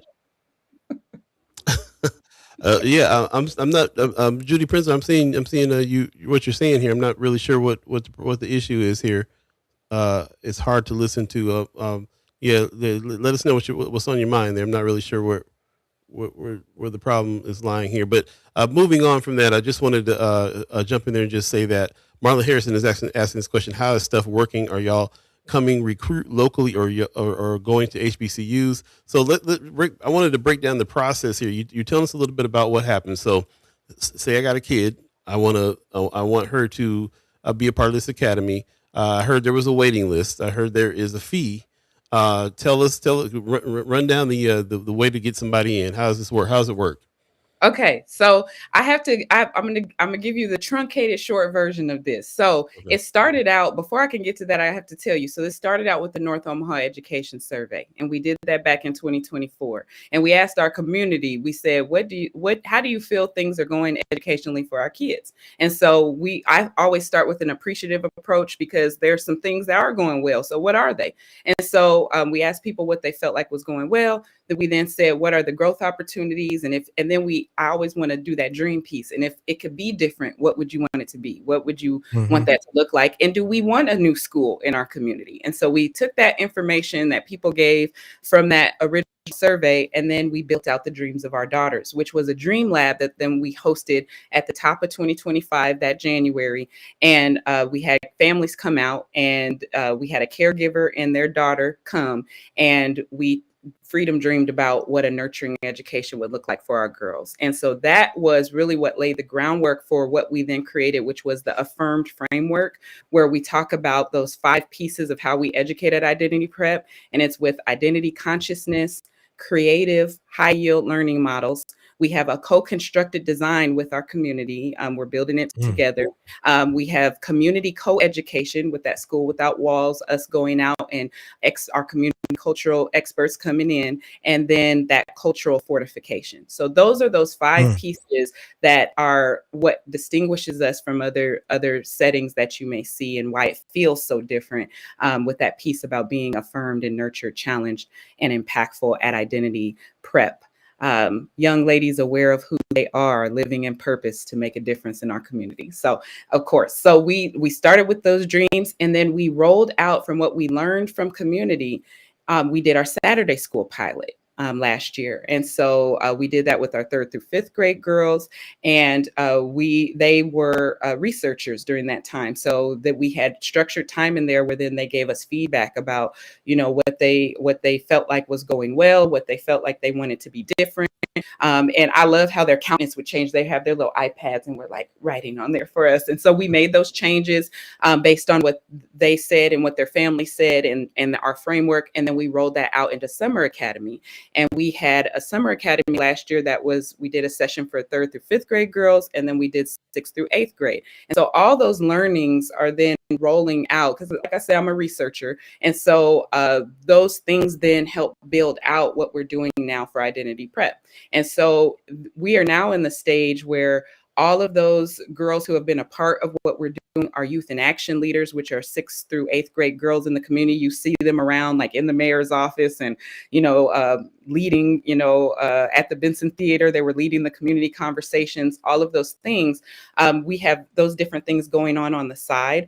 However, this is all leading up to this launch here that we are going to have. And the way that someone interacts with us now, because we have over 200 people that are on our enrollment wait list. And so this school is starting with 30 girls. We're starting with 4th and 5th grade, 15 scholars in each classroom. So we love that there's 200 people on our waiting list. To be honest, it was way more, but we're talking 4th and 5th graders right now. We had so many people sign up because they wanted their 6th, 7th, and 8th graders on there as well. But we're intentionally starting with 4th and 5th grade so that we can build it strong and do it well, and that we are creating that sustainability piece and embedding that in our model as we go. I started with 4th and 5th, and our board made this decision very intentionally because we know that some of the scholars are coming to us and need that extra support in literacy and those foundational skills before they get to those traditional middle school grades. And so we started to give us a little more launching pad there so that we can really pour into them in 4th and 5th to prepare them for that 6th, 7th, and 8th. And so if someone is interested, their first step is to join our enrollment wait list. Once you're on that wait list, the next step is that you need to speak with me in some way. That's either through a discovery call or what we've been doing to address many families at once are those information sessions that you've been seeing. So we've been having in person and then also just like last night, virtual sessions so that families can come in and really they're asking the same types of questions that you're asking me right now, which I love because I want everyone to be grounded in a true understanding of what it is that we're doing, that they understand the model. And also as the founding families, and because it's a co-constructed design, there's certain pieces that we've left undone intentionally because we're waiting to have our first founding family so that they can come in and give their input on what they want those last pieces to be. And so I want to just say, oh, we're doing it. And then we have it all built out. And when actually, which is what I feel like actually happens in school right now, it's like, oh, we didn't ask anybody. Are y'all fine with this? Let's have a conference. And then, are y'all fine with this? And then it's like, okay, yeah, okay. And then we move on. It's like, did they really ask us our opinion or was it already built out? So we're having those founding families we're being really intentional about that. So in order to start that application process, there is a $150 application fee. That is on purpose. That's for two reasons. One, because we have to fund being able to do this intense process that we're doing to select the families that will be part of the founding families. And for two, it helps us be able to see how people are moving from being interested to being invested. We have a lot of people who are interested in the school, but then when we have certain things, maybe they don't show up, or they, it's, maybe it's taking a spot from someone else and then they didn't come, So my thing is, okay, this is showing that there is a small, piece of investment that you're willing to make in the school as well to see this thing move forward. And that's then who is moving on then to the next step in the process, which is a family interview. So then we're going out and meeting with every family so that they can interview me, and then I can have a chance to, talk to them and their scholar about what their freedom dreams are for their education, their family needs and wishes and treasures that they want to contribute to our school community. And then after it also is a piece on there that we're considering is where people are located. We want to, and last night when I said something about zip code, that made some people feel away because they're like, well, I don't live in North Omaha, so can she not go to the school? My thing is this: the zip code is not to exclude anyone. The zip code, I'm being intentional about zip code because I want to make sure that we are including our families that are in North Omaha as well, because it can vary when there are things like this. Sometimes what ends up happening is the people who flock to it maybe all live somewhere else, and then the very population we intend to serve is, if no one's watching it, is not even being served. And so that's the reason why we're also ensuring that we're meeting the needs of our families who live in North Omaha as well. And so all of those things, we'll take a look at school records and all of those things as well before goes enrollment to happen June, early July. And we did then, I'm moving forward from enrollment to talk about our curriculum piece. And once we have those scholars and their families, they will help with that co-constructed design. We did also receive some, you're following the money, turn back tax funds for us to pay for our community to come together and fill in those last blanks that we left intentionally open for that curriculum co-construction, because we want to make sure that we're having the voice of our community and tying that up. So yeah, what other questions do you have for us? Well, first of all, I want to just your internet's glitching just a tad bit, so I just want to make sure that you have any other open windows on your computer closed there. That'll help with the internet issue there a little bit. But we still got what you were saying understood. We appreciate that, and we only got a few more minutes left here. I know, buddy, you probably got your wheels turning on stuff. I just wanted to clarify. You keep saying that there's the school is open walls. So does that mean there's not a location? Is this a remote school? Let us know about that first. So no, there is a physical location. Thank you for asking that. We actually are on the school side of where the Hope Center is. And so, you know how there's the community side of the Hope Center. There's a whole nother side that a lot of people have never seen. There actually used to be a school there for 1 year called Rubicon Academy. It was, a lot of people don't know about Rubicon. It was there for 1 year, and it was actually the pilot school for Quest Forward. And so that is, that high school that has that hybrid model. So there are beautiful classrooms there, library. So we're on the site and partnering with the Hope Center. We're very excited. We do have a physical location. When I'm saying school without walls, that's figurative because we're out in the community. Mm-hmm. I love it. Beautiful. Before we get to you, buddy, Marlon Harrison says, how do you make sure that all Black girls are represented? Because just like Black boys, Black girls are not a monolith. Some like sports, some like anime, some like science, and some like the arts. Yep. What's the curriculum? What kind of things are you covering there? If you can give us a quick rundown on that. Like I said, we got just a few more minutes left with you. Yeah, well, the best way to answer Marlon's question, that's an excellent question. The best way that we're making sure that we are meeting the needs of our girls and their families is because we're asking them. And they're the ones, that's why there's the co-constructed design, because I'm glad you pointed out we're not a monolith. And we want to have different things that are enriching to our girls. And so we asked them what they wanted, and those are the things that then we're doing. That is the way that we're ensuring that we're meeting all of their needs. I like that approach. Beautiful. I like that a lot. Yep. Buddy, want to go close out for us? Yeah. Just I do acknowledge the chat, Sister Judy Prinsler. Just kind of questioning where you're going with this. If you have a specific question, definitely let us know in the chat. And if anybody else has a specific question, feel free to drop that into the chat. But I do appreciate you breaking down the voucher situation the way you did. That kind of echoed in, getting it from an expert, somebody who's been in the field for several years. I do appreciate that, because our feeling here on the show was that we were actually, like looking at vouchers like this could be a good thing if we have the facilities that, like, if there's schools like Identity Prep in our community that we can take advantage of those things, then why not take advantage of those things? So my question more so is coming from an HBCU, I am an HBCU grad in Florida, FAMU, shout out. But one of the downsides, of course, is our accreditation was constantly threatened by the state of Florida. And I'm kind of curious, especially in this era of Trump, how are you going about getting the recognition and getting the legitimacy, quote unquote, if you will, from the state? What is that process like, and what does that look like? Right. And that's I'm glad that you asked that. I do have my superintendent's endorsement. And so part of this, when people are like, how did you know how to do that? Part of it is because as an educator, I made it my business to know. And so we are going to be an approved school under the state statute and Rule 14 school. And so we would start out as an approved school. You have to be an approved school before you can go on to be an accredited school under Rule 10.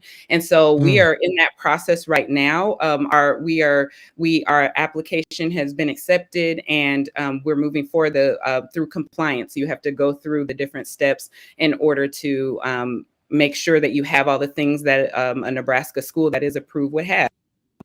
Certain number of books, library, that you have certain structure to your curriculum, that you are having a certain number of instructional hours, and that your school calendar is a certain way. So there are a lot of different things. The list goes on and on that they're looking for. And so we're following all those steps, because yes, we could have done it as under Rule 11, which would be a homeschool. And a lot of schools are structured that way here, but we on purpose want this to be an approved school. We want it to then go on and be an accredited school. And so that was important. For us, that we were making sure the school was approved and then moving on to accreditation. So I thank you for saying. I appreciate that, because, and oftentimes when we try to do for ourselves, they try to delegitimize it. And especially when it comes times you have girls that are in middle school, so they're going to have to go into high school, go into college. How does that translate into, as they matriculate through their education, how does that translate? Right. So, I'm thank you for staying on top of that, especially coming from a school where our accreditation, like Florida, man, they try to do us bad. They do us dirty. Wow. And speaking of HBCUs, on May 23rd, anyone can come out. It's open to community for Black Heritage Saturdays. The topic for Black Heritage Saturdays this month is HBCUs and Brown versus the Board of Education. So check us out. I will be in town on the 23rd. All right, now. I would love to come speak. About some HBCU. Hey, I love an HBCU. Hey. Okay, now. All right now. I'll be reaching out. No promises. We live. Don't make no promises. Hey, we got it on tape. You said it. I just also want to say a call to community. I'd be remiss not to say, if you want to get involved in any way, identityprep.org, there is a tab on our website that says support the mission. And there are lots of ways that you can get involved there. And we are still building the school. So $20 a month goes a long way. If, like Big Mama, when we were on their podcast, she said if 2,000 of us did $20 a month, that's $480,000 that could go towards us having our own something. So I just implore you to get a part of it. So thank you for having me. Thank you. I appreciate it. We're going to let you go. Before we do that, just want to give a shout out to some of the people that are in the chat. Kimber Snipes saying, good morning. DérNecia, that's fam. She says, yeah, that's it. Come on, Kimber. Also, Visionary Tales, great location. I'm seeing another name. I'm sorry. Kenai Rodriguez? I'm sorry. I butchered Kanai, the name. I want to shout out Kanai. She is behind the scenes doing all the work. She's our Hey. support and operations assistant, and so she is the backbone of the communication. So thank you, Okay. Kanai. Appreciate you. Okay. Shout out to the board. Glad you got your people on. That's what's happening. There Hey, you go. hey. Lacey Lamar in the chat too. Good morning. Says Good you did morning. an excellent job explaining about this amazing school and time you were given. Please pay no attention to the negative comments. Thank you for all the information. You know I support you 100%. Shout out to Lacey Lamar. Lacey. Yes.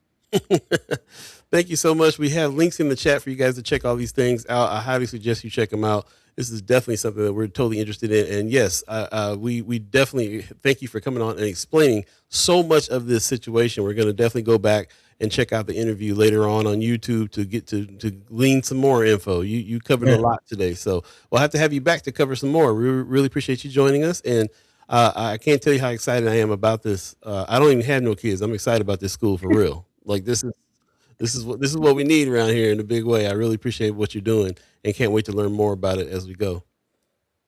I'm happy to come back anytime. Man. Sounds good. Yeah. Let's do it again. All right. Well, you take care. Y'all Take care of yourself. Have a great day. Thank you so much. Yep.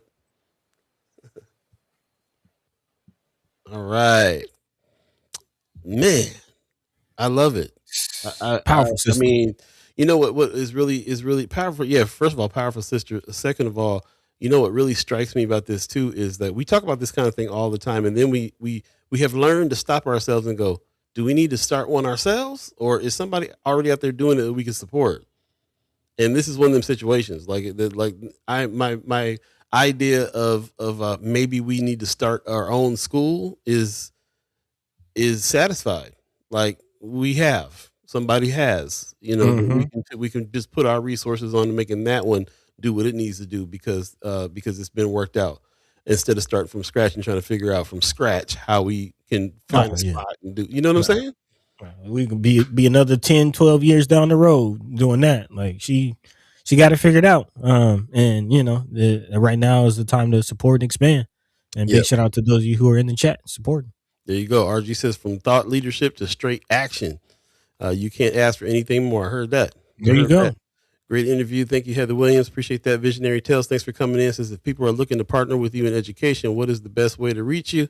We should have asked her that. We should have asked about getting her email address or something out there. But go back and check it out on Friends of First Sky Omaha. We'll put some information in the group page on how to reach her as well. And I think you can get through to her. As a matter of fact, I think it's just info at.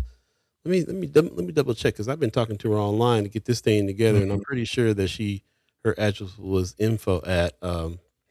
Also, we do have the partnership volunteer inquiry form in the chat as well. So the link is in the chat if you want to volunteer and fill out that form and get down. There you go. So we appreciate you coming by. We'll get that information to you guys. Again, thank you guys for coming through. It's great that she had her crew come through to her family. And I'm glad that she got the chance to check it out. I'm so happy about the stuff that I learned. It's a trip, something else. So we'll take a quick break and come back and jump into the rest of the show. We got about 25 minutes or so left in the show. We still got a few more things to go through and discuss and get to on this Wednesday, the 13th of May. You're listening to First Sky Omaha in the morning. My name is Paul B. He's Buddy the Guide. We'll be right back, y'all.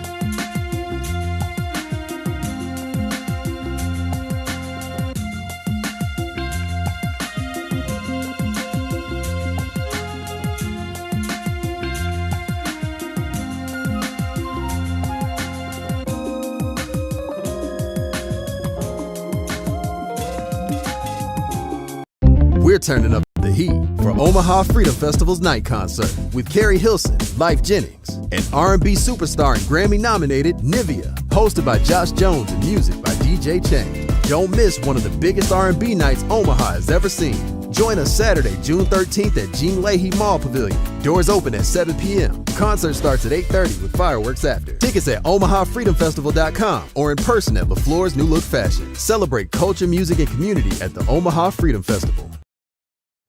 Welcome back. For Sky Omaha in the morning. In the morning. And my name is Paul B. He's Buddy to God. Thanks for everybody that's joining us today.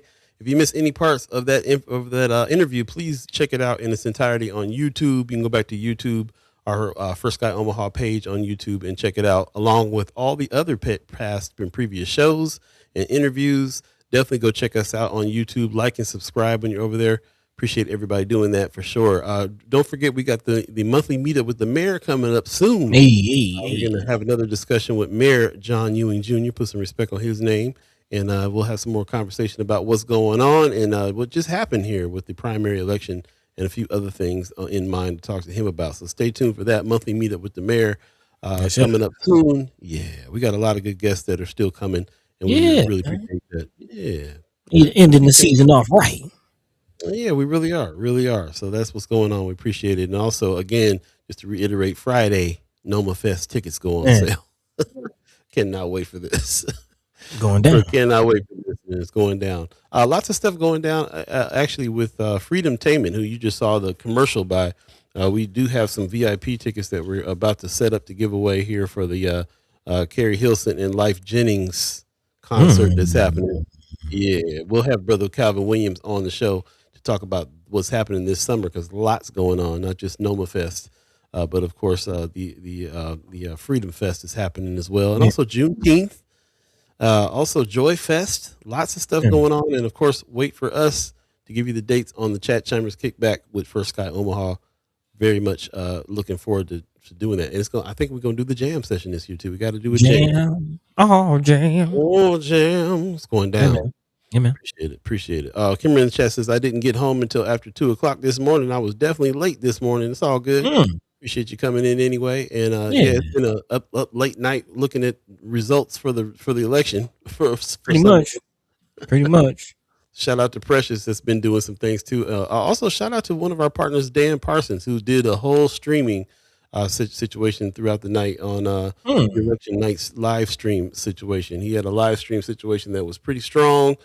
He's got a lot of support for what it is he's doing as well, and really kind of covering a lot, man. You know, when it comes to the politics, we talk about a little bit, give you a glimpse on some things, but Dan Parsons deep dives in, and has access to a whole lot more candidates that go talk to some of those that don't come talk to us. We'll go talk to him.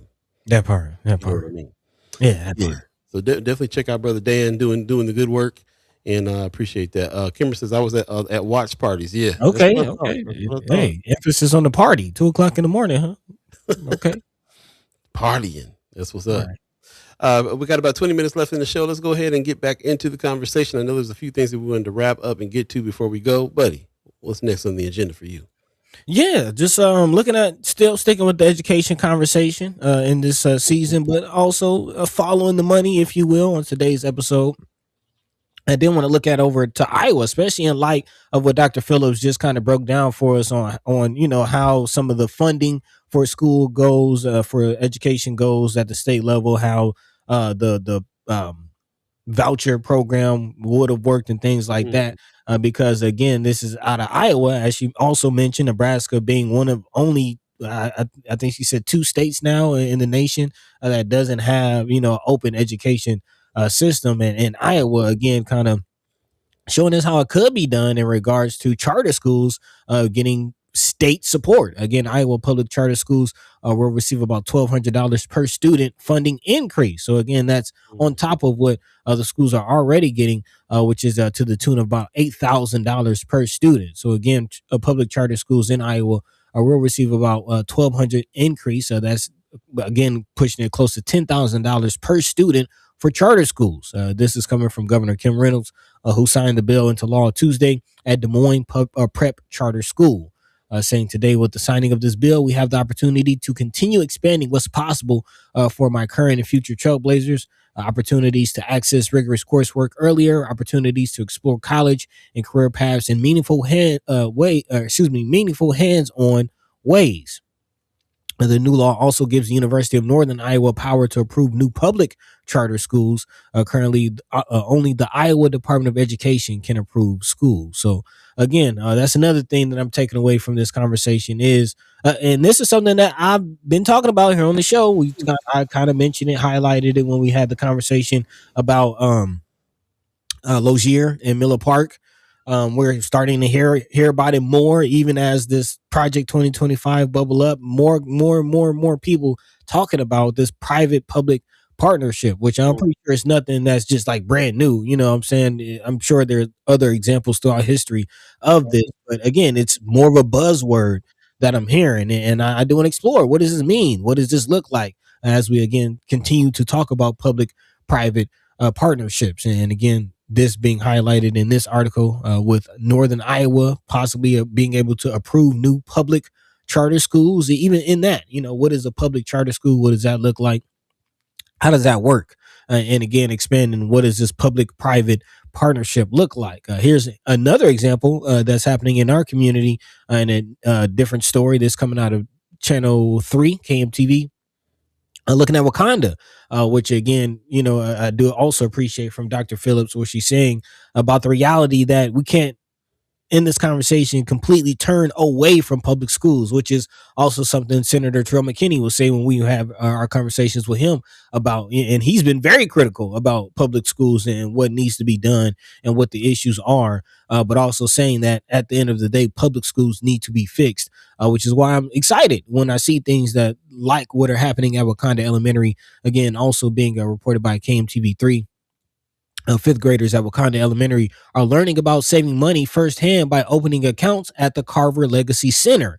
Again, Omaha Cares and AKA Sorority, which each contributed about $25 to give Wakanda Elementary fifth graders each $50 to open their savings account. Again, are now opening their account with Carver Legacy Center, which again is also another organization, Black-owned financial, actually Omaha's first Black-owned financial institution, according to this article, again, serving these young girls. But again, this is just what it could look like. Community organizations like Carver Bank, again, going into the school, teaching these girls financial literacy, something that maybe OPS isn't doing. And I would love to hear more about what this could look like. Shout out to, again, our resident school board members, Sister Bree Fool and also Cameron Snipes, both in the chat. What are y'all thoughts about this? Is this something that could expand throughout OPS? Paul, what say you? Yeah, that's a good question. I have a few things on my mind too about this too, especially with the thing in Iowa about how Iowa has charter schools and how it's illegal to have charter schools in Omaha, and I'm wondering why now. Why Nebraska has made it illegal to have charter schools. I put in the chat a definition of what a charter school is. Charter school are independent tuition free public school that operate under a charter, a contract with a local or state authorities. So it's kind of it's like a private school that's being funded by public funds or something like that. Is kind of what I'm looking at. Basically state subsidized private school. My children go to a charter school out here. So and it's culturally centered. You know what I mean? Similar to Identity Prep. And they love it. It's very interactive, very hands-on. And it is noticeably different from the public school system, which my son also went to. So in style. Yeah, in style and number and just all the way across the board. There you go. More freedom. Anthony Rogers Wright is saying people should watch the John Oliver's excellent reporting on charter schools to get the full truth about them. Yeah, I saw that actually. It was a really good one. You were asking about Ms. Full. Ms. Full says if a student leaves public school, OPS does not keep the state funding associated with the student. That's why enrollments impact the amount of funding public schools get each year. Okay. Kimber says, I just came back. What was the question? What was the question that you had for? Just in regards to private-public partnerships, and especially in schools and education, talking about Wakanda and their partnership with Carver Legacy Center. Is this something that you could see expanding throughout OPS? And what does private-public partnerships look like from your perspective when we talk about helping OPS in public schools. And when we were talking about private-public partnerships before, I was thinking about the funding for people to go to the school, not necessarily them partnering up with outside organizations to do programs like this one. This is more so what Dr. Phillips was talking about when she's talking about schools without walls. You go out and you into the community, you do some things with other organizations like this. I think this is pretty interesting thing that's happened here for these students in particular. But I'm more so wondering about that public partner relationship when it comes to just the funding of the school, funding of students going to the school, or funding of the families to be able to make that choice on where they wanted to send their child because they have the funds to do it. Kimmer says, it ain't the Nebraska just never passed a law to get them going. People in Nebraska love public schools, student. Okay. Yeah. Give us a little bit more on that. Good old voice to chat. Yeah. But it is different, like I said, it's not legal for us to have charter schools in Nebraska. There is something to what happens there. And also Dr. Phillips has something great to say too, just about the choice. Like if you have the money, there's plenty of choices. There's plenty of private schools in Nebraska that you can roll in, different sides of town and so on. And then also we have like the Jesuit schools. So like she was saying, religious schools as well. I'm leaning more towards the style. This is the reason why we kind of like what they're doing over there at Nelson Mandela a little bit, because there's a little bit of a different focus and style and curriculum. Go ahead. And she kind of glossed over it. I don't know if you caught that, but she mentioned that she was coaching the principal at Nelson Mandela. I don't know if you caught that. They threw that in there real quick. I heard that. I'm glad you brought that back up because I wanted to highlight that was something that stood out to me too, was not just working with the students, but on the collegiate level as an adjunct professor of UNO, teaching who's teaching the people that are going to be in front of them babies as well too. So it's a really holistic approach there. Finding out what the kids want to learn, setting things up for that, and then making sure that the people that are in front of them are ready to engage. Man, I didn't even think about it like that, but it really is like every level, not only the collegiate level, teaching instructors, not only getting feedback from the students, but now the administrative level, like how to own and run the facility and the business and legal side of it. Hey, sister got it figured out. Lots figured out. I highly suggest you go back and check out that interview. We did. I think that maybe Judy Princeton wanted us to have a little bit more engagement, but I was learning. I was kind of just listening and learning. Needed to kind of find out exactly from her what was going on. I did a little research and didn't get nearly as much information as she just gave us. So, and it's one of those ones I'm definitely have to go back and listen to again in some ways, because there's a lot. She put a lot out there. We asked her a lot of questions in a big roundabout way. And she put a lot out there, and it was all good. It was all these like, oh, that problem solved. Oh, okay, that problem solved. So yeah, a good head start on this too. I'd love to see how this works, how it takes in Omaha. I think she's off to a good start. Any organization that helped him get started, like IB Black Girl, that's already a cosign right there as far as I'm concerned. If IB Black Girl helped him get up and running, Senator Ashley Spivey did her research and knows, and got some good, some good cosigns here. Some Kimber Snipes. There's a lot of folks that are, Raquel Henderson. What I'm saying? Like a lot of folks that are like, this is it. And from what I'm hearing from her, I do feel like that's a thing. So, like I said, for me, I put the idea to bed a little bit right now. Like, it's not, hey, there is an alternative situation out here. Let's get behind that instead of make our own or whatever. You know what I'm saying? And the fact that she's also still like, most of our babies are going to public school. We need to make sure the public school's tight. I mean, how can you ask for more? Somebody who started a school but is still staying in the system enough to be able to teach instructors how to still do well in OPS. Yeah, that's heavy. Kimmer says Christy North says good morning. Good morning. Congratulations. Hey, congrats. Kimmer says Nebraska is one of the few states that simply has never passed a charter school law authorizing charter schools. Okay. Oh, I'll get what she's saying. So she said it's not that. She's saying it's just never been passed. It's not illegal, so they just never put it in front of nobody. Marlon Harrison says one thing I liked about Dr. Phillips is that her school is not a one-size-fit-all model. Definitely. Yeah. Heavy stuff, man. I highly suggest you go back and check out her interview again. Definitely check that out. And we'll be talking about this one for a while, a while, I believe. Yeah. I mean, it's all about again doing for self, especially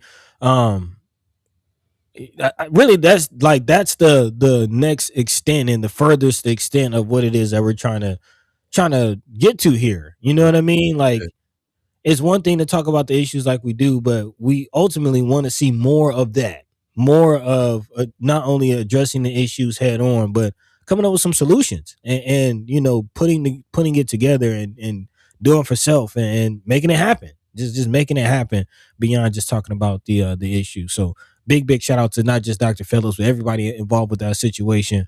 And yeah, we're definitely all about it. We definitely love to, especially in this next season of Follow the Money, or not Follow the Money, but Teamwork, Making the Dream Work. She has some interesting, perspectives about what she called it, dreamscaping, or what was the Yeah. phrase she used? I think she said dreamscaping. Yeah. Yeah. Like, what is the dream? What is the dream, and how do we come to make the dream work?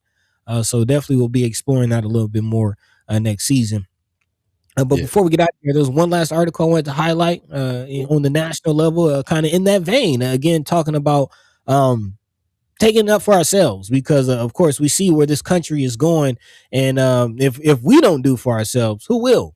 If we don't, fund ourselves, shout out to Carver Bank, who will? If we don't educate ourselves, shout out to Dr. Phillips, who will? And again, not just Dr. Phillips, but coming out of my second home, kind of my third home now that I'm an ATLian, but coming out of this report from the Associated Press in Tallahassee, Florida. Hey, speaking of FAMU, talking about Florida again, teaching the history to students who kind of, getting extra education because they're not getting it in the schools. So on their Saturday mornings, teenagers in Florida are learning a little bit more about the history of Florida. Again, one of the original first colonies.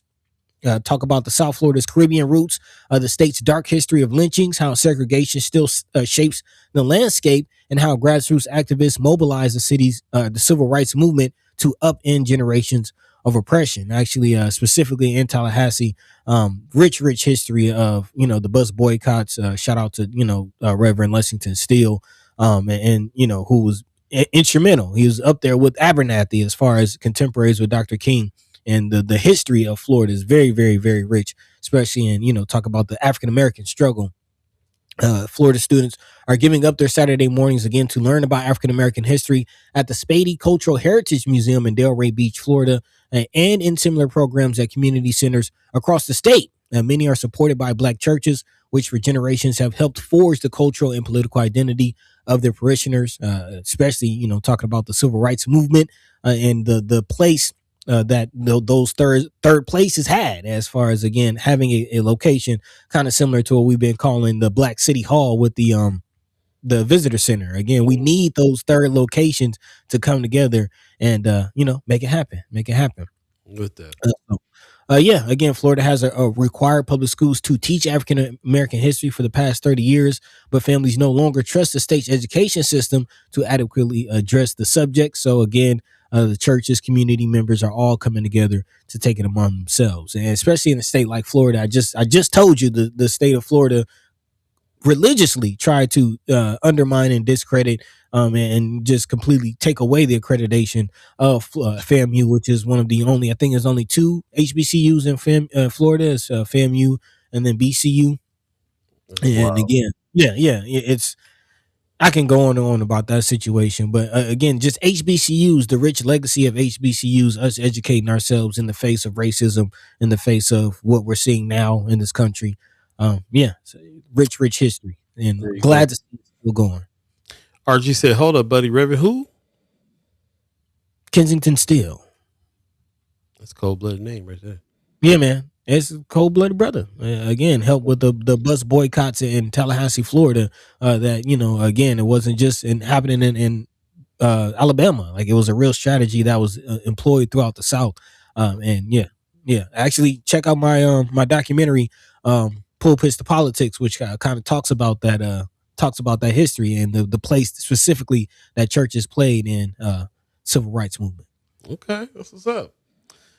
Appreciate that. Appreciate all of you who joined in today, went down this rabbit hole of education with us on this. Again, if you missed any parts of this interview, and you have, trust me, because there was a lot of information there, definitely go back and check out our conversation with Dr. DérNecia Phillips.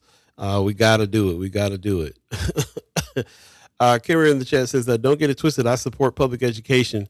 I'm a public education representative. At the same time, I am very much also proud of my fam. I heard that. She says I have to clarify because people are petty and will try to twist words. Speaking of petty, Kimra, I saw your post. I'm glad you gave a shout out to Denise Powell. But the next time that you take a picture, you got to find different angles. If I ever catch you taking a picture of me standing on a stool, I'm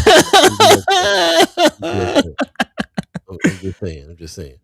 Shout out to all the candidates again that ran, the ones that won. Congratulations. There's a lot that we have to be discussing. The election is not done being counted. It'll probably be Friday, from what we understand from Precious McKesson, before we get all of the information, all the winners, and then find out exactly what's going on with the Denise Powell, Senator Kavanaugh's race. That everybody's anticipating as well. They said Denise has pulled forward. Miss Powell has pulled forward, but we'll see. We'll see, because everything's not counted yet, and I guess they'll have the final results maybe by Friday. So we'll definitely see about that. Lots to see, but yeah, it's going down. We appreciate everybody who's joined us today. Also, Marlon Harrison said Tulsa also does Black History Saturdays because Oklahoma banned Black History in schools. Shout out to the students that find it, that spend their Saturdays going to some more school, because they recognize how important it is. And then shout out to all the people that are supplying or taking their Saturdays to teach them. There's a lot going on with that. There's a lot to be said about a Saturday extra school day just to get what you need, for sure. So it's going down. We'll be talking a lot more about all these things as we come up with our special guests. Of course, we have monthly meetup with the mayor that's happening in the next few weeks. So stay tuned for that. We'll have some questions for him about education as well. We also are going to have an interview with his chief of staff, Tommy Warren. Thomas Warren is going to be coming onto the show here shortly, next week, as a matter of fact, and we'll talk to him about some of the work that he's doing over there in the mayor's office. We're going to fool around here and interview everybody at the mayor's office this time around. There you go. See what's happening. See what's going on, and many more special guests to come. So stay tuned for that. And keep it locked, man. Go check us out on the website, firstsky.omaha.com. Just definitely go check that out. www.firstsky.omaha.com. Hey, Check out what we got going on over there too. There's some of the news articles and stuff that we talk about here on the show are there, and a few more things that we've added as well too. Also, the resource page is there too. So there's a lot that you can check out over there. We're building that out more. And in order for you to be able to use our website more for a few things. So get in the habit of going and checking it out as we update it and bring some more information to you as well on that. And some new columns and all kinds of things that are going down over there. We're working on it. So with that, man, we're going to go ahead and get out of here. We're kind of at the last Kensington, Lexington. Yeah. Let's get up out of here, man. Gotcha. Yeah, let's do that. Buddy, you got some words for the people? Man, big shout out to Dr. Phillips. Big shout out to Dr. Phillips, man. Anybody that wants to get down, definitely make sure you're checking them out. Our Identity Prep Academy. Volunteer, support, donate. Let's get down, man. So yeah, big shout out to Dr. Phillips. As you see on your screen, you can check it out. And a big shout out to all of you joining the conversation, letting your mind be free, letting your voice be heard. All the first time listeners, last time listeners, chat chimers, ghost listeners, monitoring spirits, everybody. Thank you for tuning in. Thank you for your support. Again, tell a friend. We're going to keep doing this, man. And we appreciate your support along the way. A big shout out to all of our content creators. Content Creator Camp still going strong, man. Again, if you want to get down, if you missed this iteration, we'll be doing it again. Don't fret. So reach out. Definitely email us, firstsky.omaha@gmail.com. And we're constantly making updates, making changes, growing the thing. So as Paul mentioned, check us out on our website, firstsky.omaha.com. Again, that's firstsky.omaha.com. And while you're there, make sure you sign up for the newsletter, become a member, stay a while. Check us out. In the meantime, between time, we'll be here same time, same place, Monday, Wednesday, and Friday, right here on First Sky Omaha in the morning. Paul B. In the morning. Hey, take it away, man. That was weak. That was sad. You got another one? Yeah. me. In the morning. There you go. Little gusto too. A little oomph behind it. Yeah. More intensity in the booth. More intensity. Yeah. Come on, take it away, man. Shout out to the Umaha tribe elders for allowing us to be on this land and speak while we're here. Shout out to our elders allowing us to speak before you. And shout out to you, the chat chimers, coming on in and giving us your energy. We really appreciate being able to speak with you. Thanks for all your comments, your questions, and your respect for our guests. Again, if you missed any of those portions of the interview, please go back to YouTube and check it out. And previous shows are there as well for you to check out, too, if you got other questions about some things that other people have said over the course of this Follow the Money season. Because those count as receipts. You come on here and say it. It is what it is. You said what you said. On the record. On the record. Great show. Marlon Harrison said, great show. Appreciate that very much. He said, RG said, oh, Paul B turned into Paul Vandross for the in the morning. I'm going to put it on. Yeah. Let him know. You got to let him know. Got to do it. Oh, yeah. I got to put the Jonas on. I'm going to do it. On, man. That's what it is. Come on now. Appreciate you guys. See you guys Friday for a Love Supreme Friday. Stay tuned for that. It's going down. Take care of yourselves. Peace. By the way, Vanglorious. This is protected by the red, the black, and the green. At the crossroads